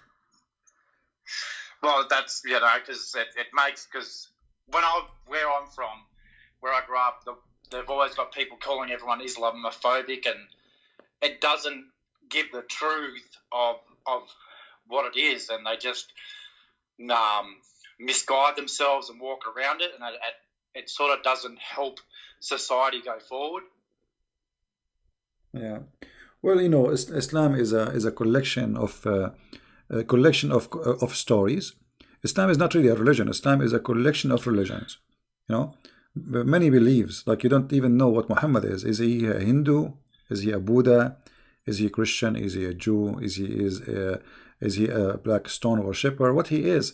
So Islam is not really a religion by itself. Islam is a fabricated fraud man who's trying to create a religion. And I can prove it for you easy. Let us say you are a prophet. Should your God teach you what is right, what's wrong, or not? He should, right? Of course. Okay. Of course he should. Okay. Of course he should. So when Muhammad, he started fasting, why Muhammad, he was fasting a fasting which is not been ordered to him by God? As an example, Muhammad, he fast something called the Ashura. The hadith says, and this is Aisha and others, they say that Ashura was a fasting for the pagan Arab. Okay, why Muhammad, he copied Ashura from the pagan Arab? Different hadith says that Muhammad, he saw a bunch of Jews and he found them fasting, and he said to them, what this fasting is about? They said this is about Moses when he crossed the sea. He said, well, I am more close, like Moses is more close to me from you, and he start fasting the fast of the Jews, which means it is not his God ordering him to fast. It was him liking the idea that as long this is a fasting about Moses, I will fast about Moses. So yeah, well, that's just what it just comes across. Because when I started to read the book, they used to say, "Oh, you don't know Arabic, so you don't understand it." And then I would say, "Well, why is it your scholars who are the ones writing it to what mislead people? Like that just makes no sense. yeah. Like why are the Arab ones who are the scholars who write it misleading people, and they're wrong if they translate it? But doesn't God know everything?" My friend, the Arab who speak Arabic, didn't agree about the Quran meaning, because the Quran is a stupid book. There's nothing there. So if you go and read the interpretation for the same verse, which is in Arabic, and you see the interpretation for the scholars, you will see everyone giving you different interpretation. Why? Yeah. Because they don't know what this Quran is talking about. The Quran is not a book. Quran is this guy. He was a madman. He suddenly says something, and then when they ask him, they say, "I don't know. Don't ask me." He don't know. Like if we ask the Muslims, okay, in the Quran it says the word Israel. Who is Israel? Yeah. Shouldn't you tell me who is That's Israel? right. Who is Israel? We do not know Israel. Okay, the Messiah. What is the word Messiah mean? Nowhere in the Quran. Okay, so why Israel? His name is Israel. What happened? His name is supposedly was Yaqub. You know, like how the name became Israel. You don't know. Because the Quran is a collection of stories, and those stories are not the stories of Muhammad. Well, what I found interesting when I tried to read it is that the stories don't finish. They're all over the place, and it's sort of like, well, if this is a book from God, why is it so poorly written and just makes no sense? Yeah. I just can't. If it's from God, He's perfect. So why is your book not perfect? That's just Well, my it's not, personal opinion. the Quran is not only not perfect. There's nothing perfect in the Quran. I mean, name for me one chapter in the Quran is not stupid. Just one. Actually, here we go. We have almost. I can't, because I can't read something that is poorly written. It's just like, this is not from God because it's just poor. Yeah, exactly. The Quran, every single verse in it is stupid, and we can show how stupid it is. So here we go. We have Muslims are listening. We have almost 800 people watching. I encourage any Muslim to call me right now and give me one chapter makes sense, just one, and give me the interpretation. That's how I had to buy your book so I could understand it. Yeah. Because your books explained it. Because it was just like, I'm having trouble reading this. So I was reading Quran. I go, well, I bought your book so I could understand it. And I'm like, oh, this is what they're trying to say. But it's just poor, just very poor. Yeah. Well, thank you very much for calling, my friend. Anything else you want to share? Oh, no, God bless you. I'm just very happy that, you've helped me with a lot. So thank you very much. God bless you. Thank you, my friend. You're welcome. God bless. Enjoy your day. Thank you. God bless. Take care. Bye. Bye-bye.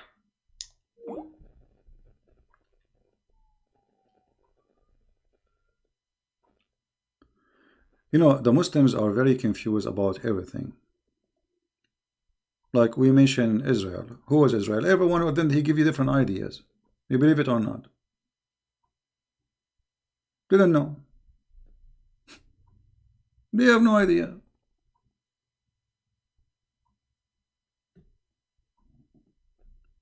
What Maryam mean? They don't know. Why she's called Maryam? They don't know.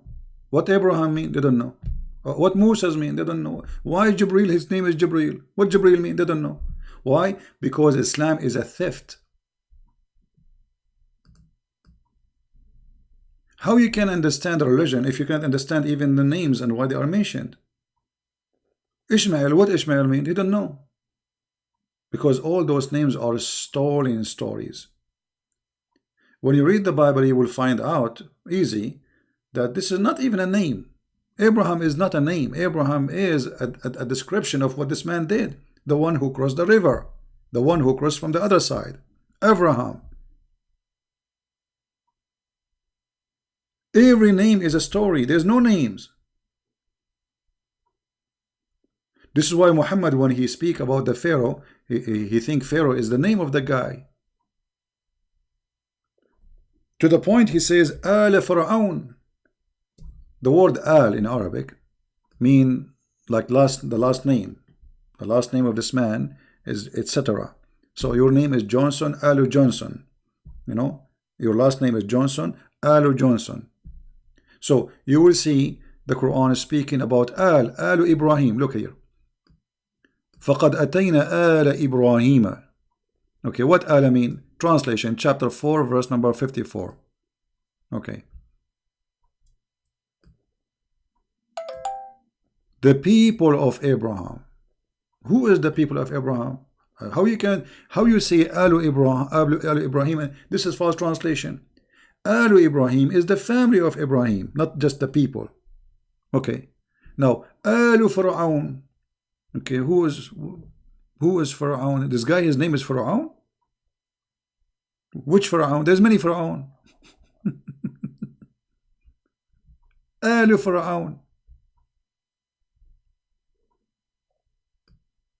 Change the translation or translator. Let us see. Just for fun.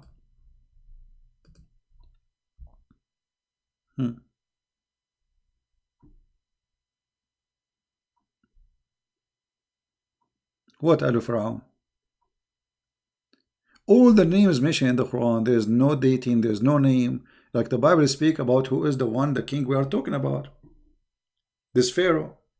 Here we do not know who's the guy. When Musa was exist?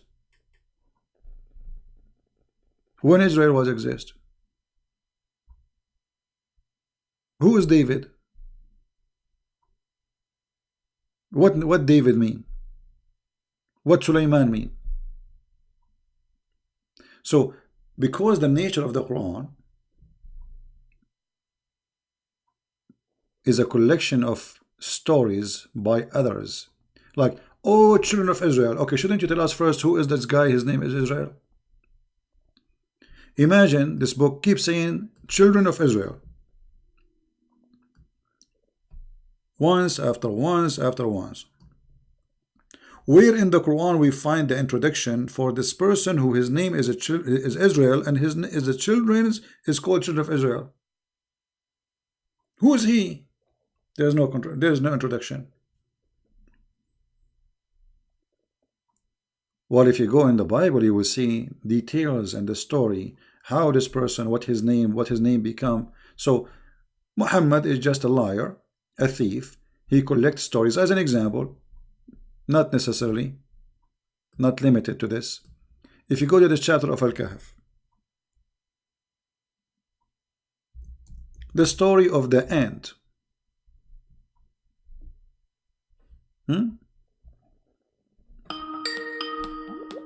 We have somebody trying to call. Okay. Hello? Hello? Yes? Hi, CP. How are you, my friend? I'm fine. Go ahead, you're live on air. Yes, my question was about two chapters of the Quran. I don't remember exactly which one are there, but there was one that said that if Muhammad was asking questions, he should ask the Jews and the Christian, right? Yeah, in kunta fi shakkin min America, yeah. Okay, so there's also, like, the Muslim will say that, oh no, the Bible was corrupted, but at the same time, he says, like, to go to the Christian and the Jews. Is there any way in the Quran that says that the Bible was corrupted? It's like an invention for the Muslims. No, you see, the Quran says, وَالَّذِينَ يُحَرِّفُونَ الْكَلِمَ عَنْ مَوَاضِعِهِ, which mean those, if you go and read the interpretation, this is supposedly about a Jew who put his finger in the top of a verse in the Bible so they will not be able to read it. They did not corrupt the Bible, no. So this is the interpretation even of the Muslims. So there is nowhere in the Quran says that they are changing the Bible. It's about a guy, supposedly. They asked Muhammad about the punishment of adultery, and the guy he put his fingers over the verse where it says that the one who commit adultery, he should be stoned. This is what is the Quran speak of, you know. Okay, so it's so lies then. Okay. Yeah. Same time, the Quran have many verses additional to the verse you mentioned, like in chapter 10, verse 94, if you, Muhammad, if you have a doubt concerning which we revealed into you, go and ask people who read the Torah and the Gospel. And then, if those people are corrupt people, how you can ask them? I mean, they are corrupt. You see, when you ask for advice, you ask for advice for someone is wiser and decent, right? Yes. Okay. Yes. If they are corrupting and if they are following false teaching, that means they lost their decencies and they are not wise, because the one who corrupt his own book is foolish, and the one who follow wrong teaching is foolish too. So why he is asking him to go and ask the Christians? In the same time, if you go in the Quran, you will find many verses saying that he confirming what they have, like Muhammad is coming and he confirmed what they have with them. You know, confirming what they have with them. Okay, chapter 2, verse number 89, it says, and when there is come to them, which mean the Jews, a book, which is the Quran, from Allah, confirming what is with them. Do you see it in the screen? I don't know if you can see, if you have a delay. No, I can, because I'm using my phone. All right. So confirming what is with them. So how the Muslim, they say the Bible is corrupt if he is confirming what is with them. What is with them? You see some translation, they try to fool you, says what was with them. No, it doesn't say that. Lima ma'ahum. The Arabic is so clear. And even here, the Muslim translation saying it clearly, confirming what is with them. Number two, how the Christians can change the Bible. I mean, like, is it one person in the world in control?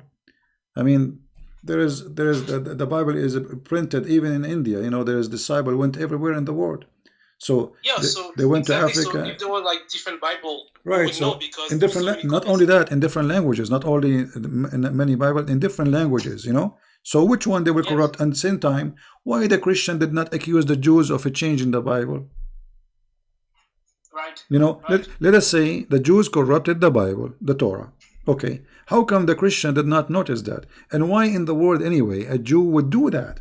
I mean, this is a stupid idea. If somebody is a believer in his belief, in his God, so he prayed, he became a rabbi, he grew a beard, and then he corrupt the book. I mean, this is stupid. This is literally stupid. You're right. It's like saying to a Muslim, you change your book. This is stupid too, because, I mean, why you want to do that? You know what? I just thought about that. The thing you said about the Jews, why they would like change the Bible. When you think about it, it would be extremely stupid, because what reason they would do that, right? Because the Jews were all living in Israel at that time. I mean, before Muhammad. So they would have no reason to change the Bible if there were no any pagan around, right? Yeah. Like, extremely stupid. No, because there's no reason, because they believe in the religion. Look, I want to show you something just for fun. Maybe you would not mention the Muhammad. He told them that the Jews, they hate Jibreel. They hate Gabriel. Okay. Muslims, where we can find in the Bible that the Jews, they hate Gabriel? Nowhere. How in the word Muhammad he says such a lie? I mean, you have to be a donkey to say such a donkey statement, because this is an angel of God approved by the Jews, and Muhammad even he took the name from the Jews. He don't even know what the name means. This is in the Hebrew language. So why the Jews they hate Jibreel? Give us a reason. Who is a Muslim want to tell us? Why he ate their yummy? What he did? This guy, he plays soccer and he joined the wrong team. You know that phrase proved that Jibreel is Satan, because yes, the Jews hate Satan. They don't hate any angel of God except Satan. Yeah, well, but why the Jews they hate Jibreel? Give us a reason why okay, what is behind the story? Let us say, for the sake of argument, the Jews they hate Jibreel or Gabriel. Why? Yeah. Why? Where the story is coming from? Where Muhammad he got this from? No explanation. You know, no explanation. Yeah. Muhammad is like a guy who ate like bad ice cream, poison food, and he have a diarrhea. And wherever he go, he do poo-poo, and people walking behind, and there's a lot of wind. Yeah. You know? Yeah. This is that's what we call anti-Semitism, right? They just hate the Jews for no reason.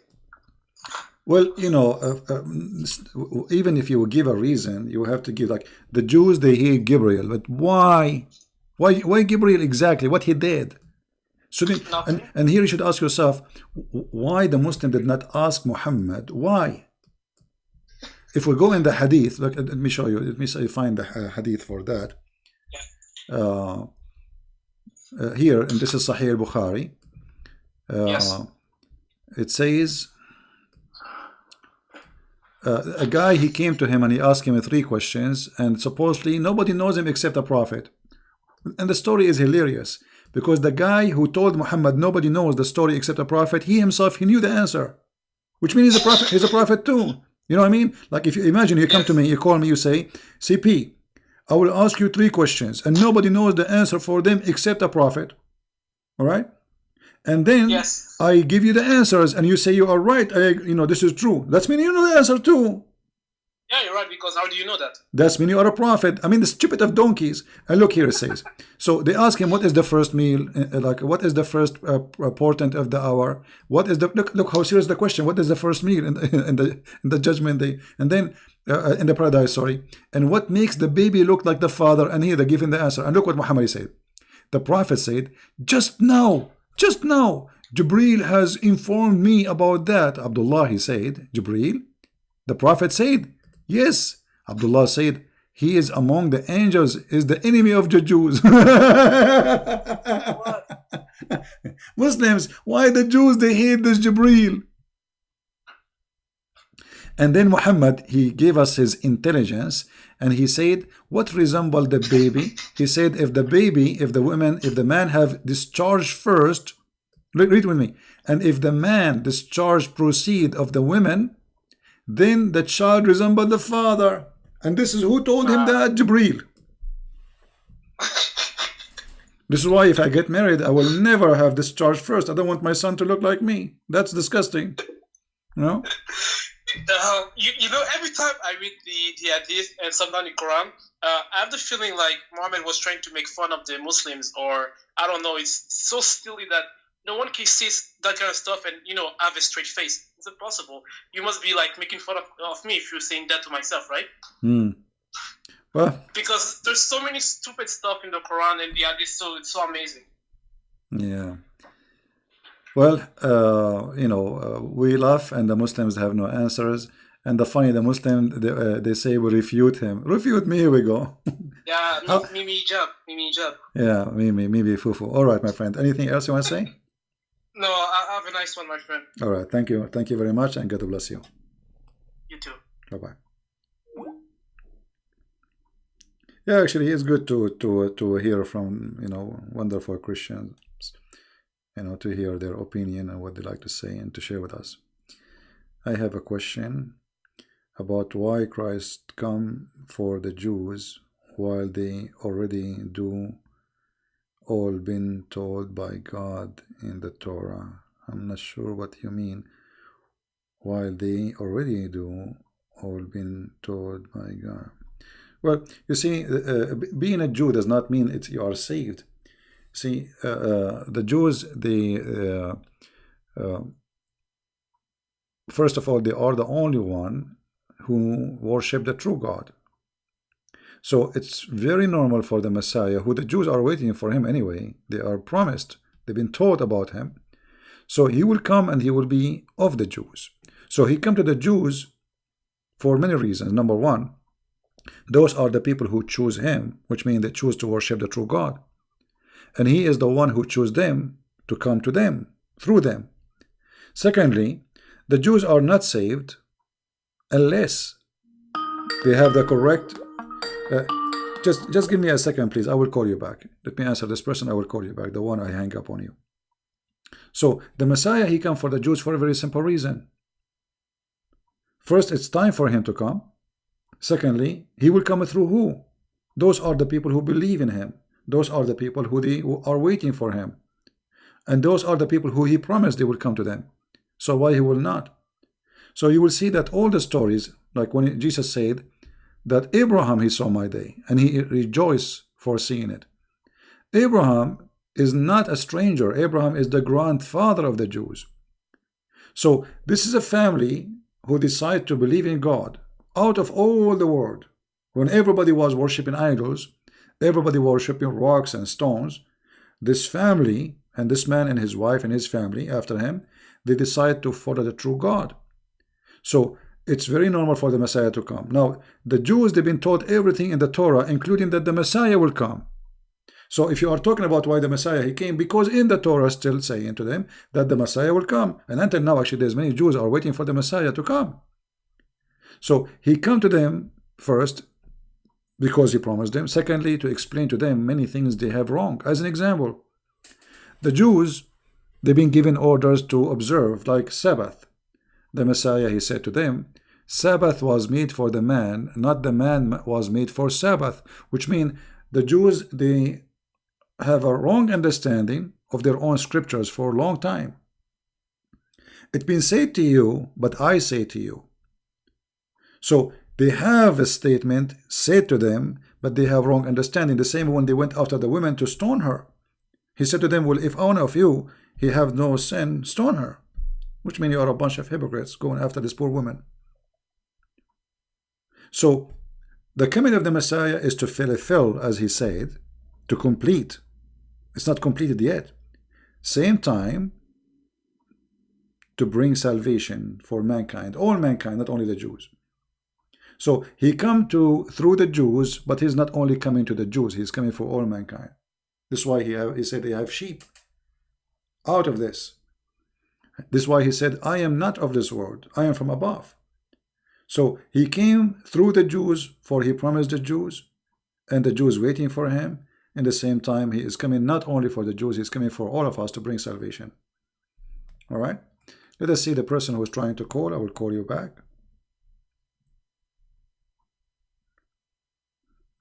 Okay.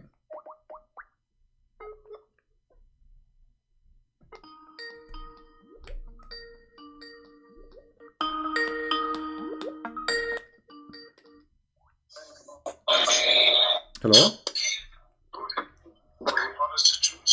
Please mute YouTube before you call me. Mute YouTube before you call me, please. Okay, I have to hang up. Before anyone call me or talk to me, mute YouTube. Before you answer Skype, if I am calling you, be sure you mute YouTube, then take the call. All right, hello? Hello, Christian Prince. Yes, my friend, go ahead. You are live on air. Yes, hi. It's me again. It's me, Sundar from Nepal. Hey, my friend, how are you? Nepal, that's wonderful. How is Nepal going? How is life there? Well, it's still the same, you know. Yeah, okay. But I'm fine. Thank you for asking. Yeah, I remember you. You are the person who became a Christian from Nepal, right? Well, yes, I'm like yes, you can say that. I would like to say that yes, I'm a Christian from Nepal. All right. Okay. What do you like to say to us, my friend? Go ahead.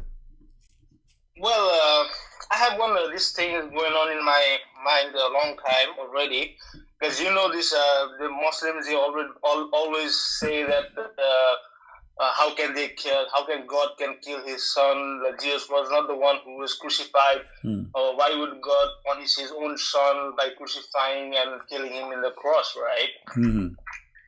So, but as you are the expert already, I would like to know. I lost you. Yeah, he have a bad internet. All right, I will answer your question. First of all, who said that God, he killed his son? Who said that? Where it says that? Where in the Bible it says that God, he killed his son? That is a stupid lie. Go ahead. Hello, I'm sorry. Yeah, it's okay. We lost you. Go ahead. Continue. Yeah, and my point is, like, do they believe that Jesus was whipped and he was hit and he was scolded by the Jews and he was put the throne was kept on his head and he was brutally beaten by the soldiers and even the people, and he was like he carried the crosses all the way to the Golgotha Calvary. And do they all these Muslims they believe this one, or they just want to stick with that Jesus was not crucified? The Muhammadan, they believe that the Messiah never been crucified. All those stories does not exist for them. However, their reasoning is beating them not for their benefit, because you just say, the Muslim, they say to you, how God he killed his son, right? Okay.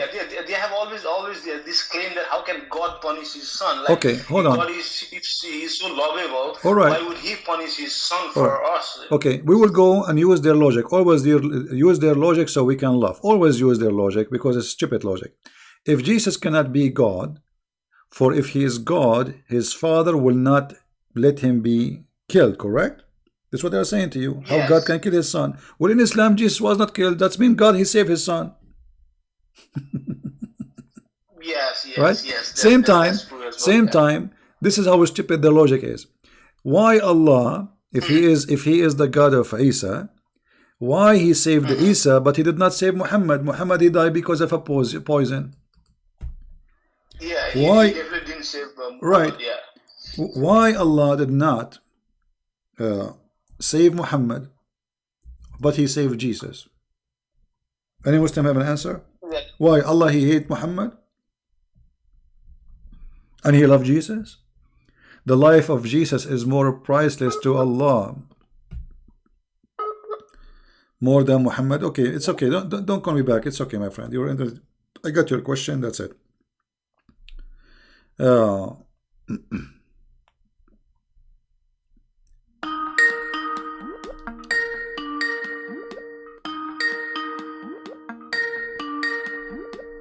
I don't even see the caller. I don't know where.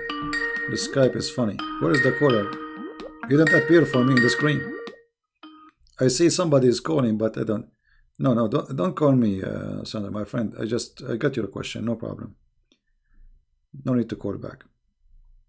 So, if Jesus cannot, if their logic, if Jesus is the Son of God, there's no way his father will kill him.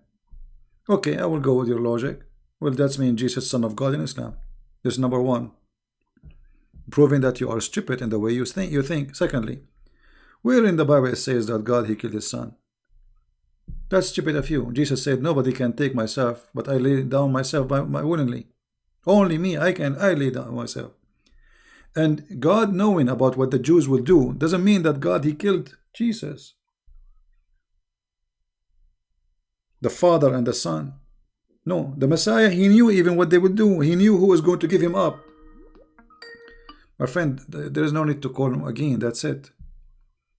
I'm going to exit actually Skype because we have enough for today. Otherwise, this is endless. I apologize.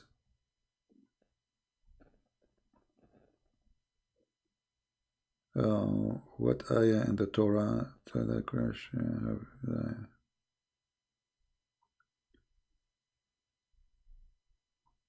Okay, Jew thought that the Messiah will come.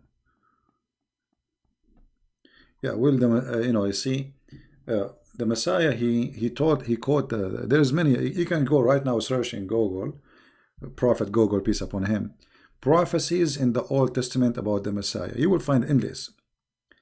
But one of them, which is Messiah, he quote for the Jews. He said, "What do you say about Christ?" They said he is the son of David. He said, if he is a son of David, then why he call him God? And about the Messiah, he will, die. Where in the Torah it says the Messiah, he will not die? Nowhere. You see, when somebody give you a question, and the question is like to make it, let us say, mission impossible. Can you show me where in the Torah it says he will die or not die? What they are talking about? So, the Muslim, his excuse only, I'm not going to believe whatever you say, just because Muhammad, he said he wasn't killed. But if you go in the Quran, you will find the Quran confirming the crucifixion of Jesus. How we can prove that? Read carefully with me.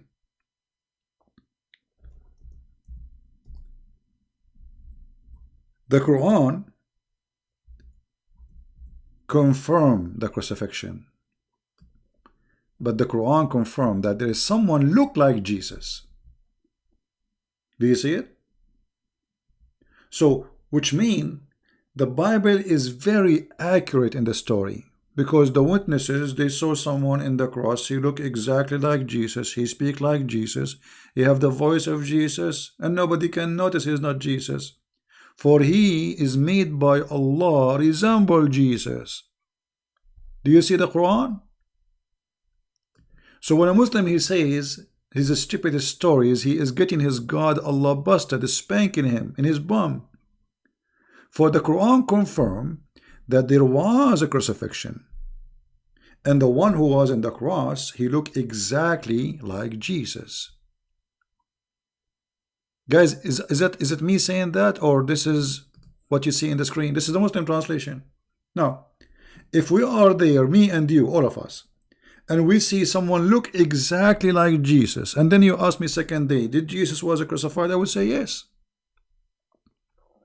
Correct? Because a true, honest witnesses is the one who say what they saw. And the Quran witness that the Christian, they saw someone look exactly like Jesus. That's mean they are telling the truth. Who is the liar in this story? Allah. Allah is the cheater, he deceiver. He made them think this is Jesus, but it's not Jesus. So it's the fault of who? Do you see how stupid the Quran is? This is officially a stupid book. This is a certified stupid book. Because if you make me see Isa in the cross, and what is the purpose of this? Ask yourself. You see, you have just like try to focus and think deeply. Okay, Allah want to save Jesus. No problem. Do he need to do this? In fact, the Messiah already is taken up to heaven. Why he need this guy? What does resemble Jesus for? I mean, what this is for? This is stupid. And how many people in the world they resemble Isa? To the point nobody noticed that this is not Isa. I mean, do you see how stupid the story? So this verse in the Quran confirm that they saw someone look exactly like Jesus. That means it is Jesus until you prove the opposite. Do you understand me? Do you understand, guys, the logic? This is very logical. As long as you agree that the one who was in the cross looked exactly like Jesus, well, you have to prove that this is not Jesus. Because now, until now, what we have from the Quran, it is Jesus. He looked like Jesus, so it's Jesus. Even his mother, she could not recognize that it's not him.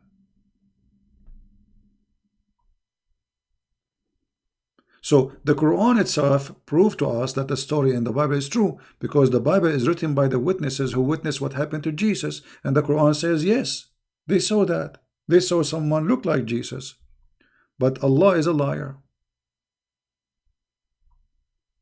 My friend, how I can even read what you are writing for me? Omati, God, Ha, Virgin, I don't know what is that. Indonesian language. This is why I say the Quran is a book written by a stupid idiot guy. His name is not Muhammad, his name is Qatham. And by the way, there's a Muslim, he says to in the where it says that Qatham was the uncle of Muhammad. Open Ibn Kathir, you donkey. I mean, those who they are making videos to refute me, they are donkeys. Certified donkeys.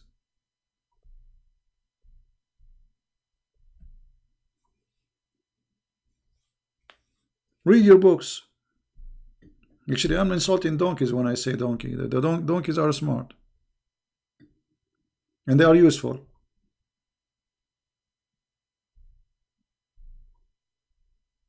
Very useful animals. They harm nobody. They are peaceful. And they are very useful. Right?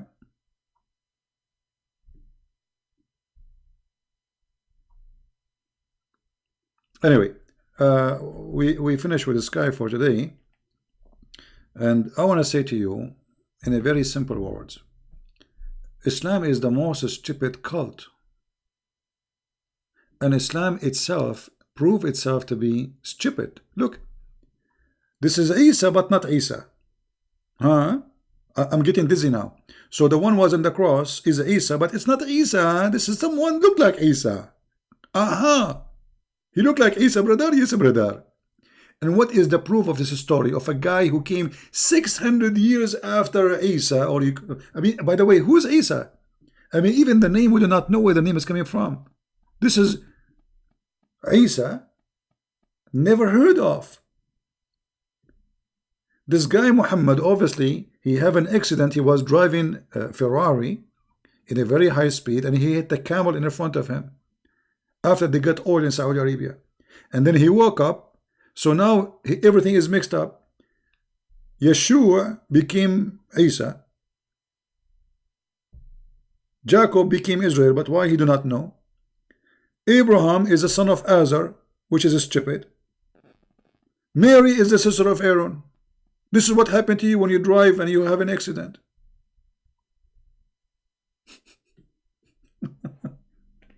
Right?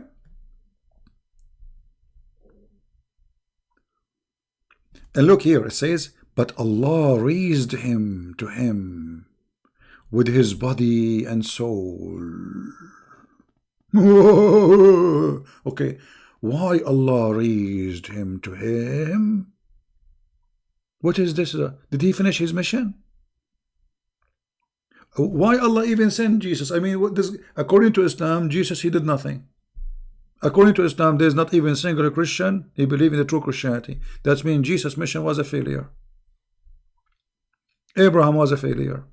I mean, look at this stupid religion. The Muhammadan, they say, Allah, he sent 124,000 prophets. Only Muhammad book is saved.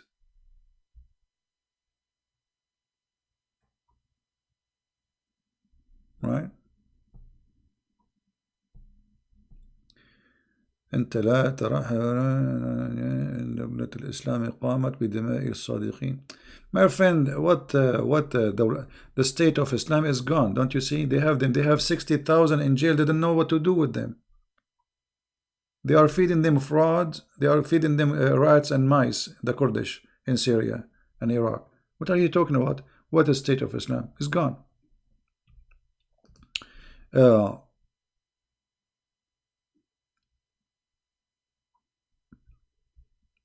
And look, just to show you how stupid this religion is. The verse before it have nothing to do with the verse after it.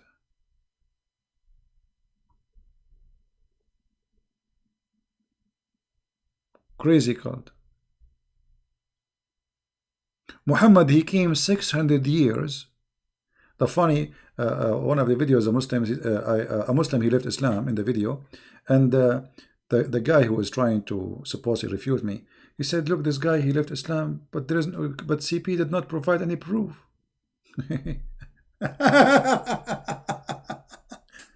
I'm using their book, and he admitted that there's no proof. And where is the proof that this has happened? You see, in Islam, even if you borrow $10, you have to bring 2 witnesses. Where is the 2 witnesses that Isa was not in the cross? Just 2 witnesses.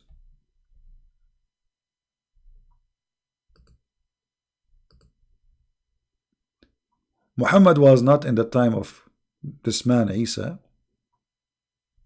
We do not know even who is he. It's a diarrhea statement from a diarrhea prophet. A prophet who pee as a woman. A prophet who have no jealousy for his God.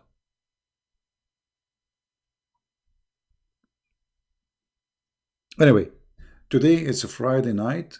I'm losing my voice. I think we have enough time together to see. Thank God we did not lose the internet again.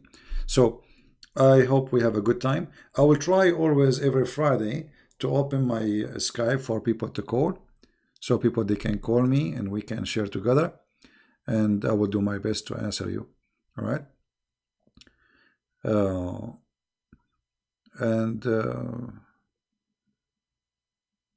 Not prophet. God says to Abraham in the Quran, we have made you to the people an imam. You know, Don, you have no idea what are you talking about. The prophet are the imam. The prophets are the imam, because when there's a prophet is exist, there's nobody can lead except him, for he is the imam. You are ignorant. You don't even know what the word imam means. It is the one who lead the prayer, and if the prophet is exist, he is the highest between them, so he will lead.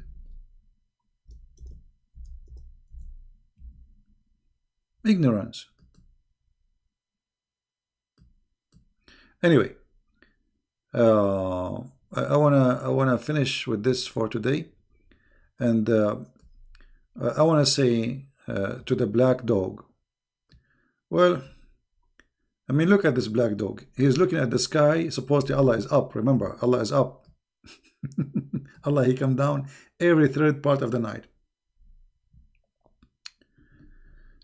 He's looking at the sky. He says, Allah, why? Why you says I'm black dog is a devil? Why? Why, you idiot?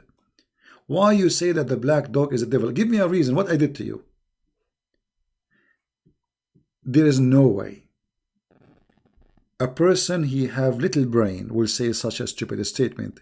This man, he copies stories from people who they are, you know, believe in fictions and legends, and they have phobia from a black color. So a black animal is bad, black dog is shaitan, black bird is a shaitan. So Muhammad is one of this environment. He is a false fraud prophet. There's no way a true prophet will say such a statement. Look how beautiful this dog. He is the devil. He is the devil. You are the devil. You, Muhammad, is the devil. This is a very beautiful dog. Dogs are loyal. They protect you. They die for you. You see, even the aggressive dog, they protect their masters. They are loyal. They cry when you die. Go and see how many videos where dogs, they don't want to leave the grave of the owner, the one who owned them. His family go home, watch TV, and the same night they have their own dinner and they forget about him. Second day, the dog, he stay there a day after day after day, and he will not leave. Who are you, Muhammad? You don't have the quality of a dog. You don't have the quality of a chicken, and I can prove it from the hadith. Muhammad, he said that if a chicken, if a rooster, he would do cuckoo cuckoo, that because he saw an angel. And if a donkey, he start making sound of a donkey, that's mean he saw shaitan. That's mean Muhammad, he is not equal to a donkey, and he don't have a qualification of any of them, donkeys or a rooster. Because rooster, he knew the angel. Muhammad, he saw the angel. He asked his wife to do striptease for him so he can recognize him. He told her, I see him in the corner. By the legs and the thigh of Khadija, Muhammad, he recognized that he is a prophet. While he confirmed that a donkey, he knew if it's an angel or shaitan. A rooster, he knew that. So those who hate dogs, mostly, especially if you hate them, I don't blame you if you get scared from a strange dog or etc. You know. But when you hate dogs just because of their kind, that's mean you have a phobia in the best scenario. And when you claim that a dog, because of his color, he is the devil just because he's black, that means not only you have a phobia, that means you are mentally sick and you are racist. The black man is the one who destroyed the Kaaba. The most person who Allah hates is a black man, Muhammad said, not a white man. What a filthy man.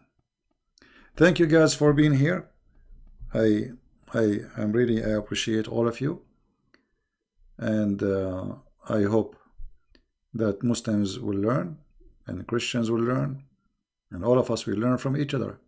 Life is like a train of with the stations of knowledge. So each time we stop in a station, we should learn something. Otherwise, why we are in this train? Life without you, me as a human being, the proof of my existence is my brain thinking, learning. Otherwise, what I am. So Learning is great. There's one thing only can grow with you, knowledge. The rest will not. Your youth will go. Your skin will have wrinkles. Your healthy body will demolish slowly, like a candle. But there's only one thing will grow with you. That is knowledge. And knowledge make you wise. One of two things knowledge make of a person. Either make you evil or wise. Which means using your knowledge to hurt people like Muhammad. Using false knowledge, fraud, fictions. Those are naive people fooling them with the black dog is the devil. So he is using the knowledge of deceiving. Superstition stories. Using it against those naive. Right? So I want to say thank you. May the Lord bless you. And until we see you again soon, Christ is Lord. And Muhammad gets spanked every day, every time we go live on air. And we will go as much as we can. Take care. See you soon. Bye-bye. And enjoy your weekend. Don't forget that. And by the way, again, I remind you to pray for our friend and anyone. The one from, I think, Sri Lanka. He need a job. He need to provide to his family. Please pray for him that the Lord will open doors for him. The Lord will provide him. Pray for all the poor in the world that they will be given for their need. They will be supported for the need support. For, we are Christians. We are a family. Pray for all poor, not only Christians, Muslims, Hindus, everybody. Poor are beloved people by God, but they need help. So we pray that the Lord, He will open doors for them so they can provide for their family, for their children. They can live a decent life and nobody can take, advantage of them. And nobody can humiliate them. So they can be respected and live with dignity of a human being as a child of God, as God He wanted us to be. So we pray for this gentleman and we pray for everybody. We pray for all of you, your health. We pray that you stay stable with your mind, because if we lose that mind, we lose everything. And we pray that all of us, we will have a good time for this weekend with our family, our friends, and do good wherever we are. Thank you and God bless. Take care.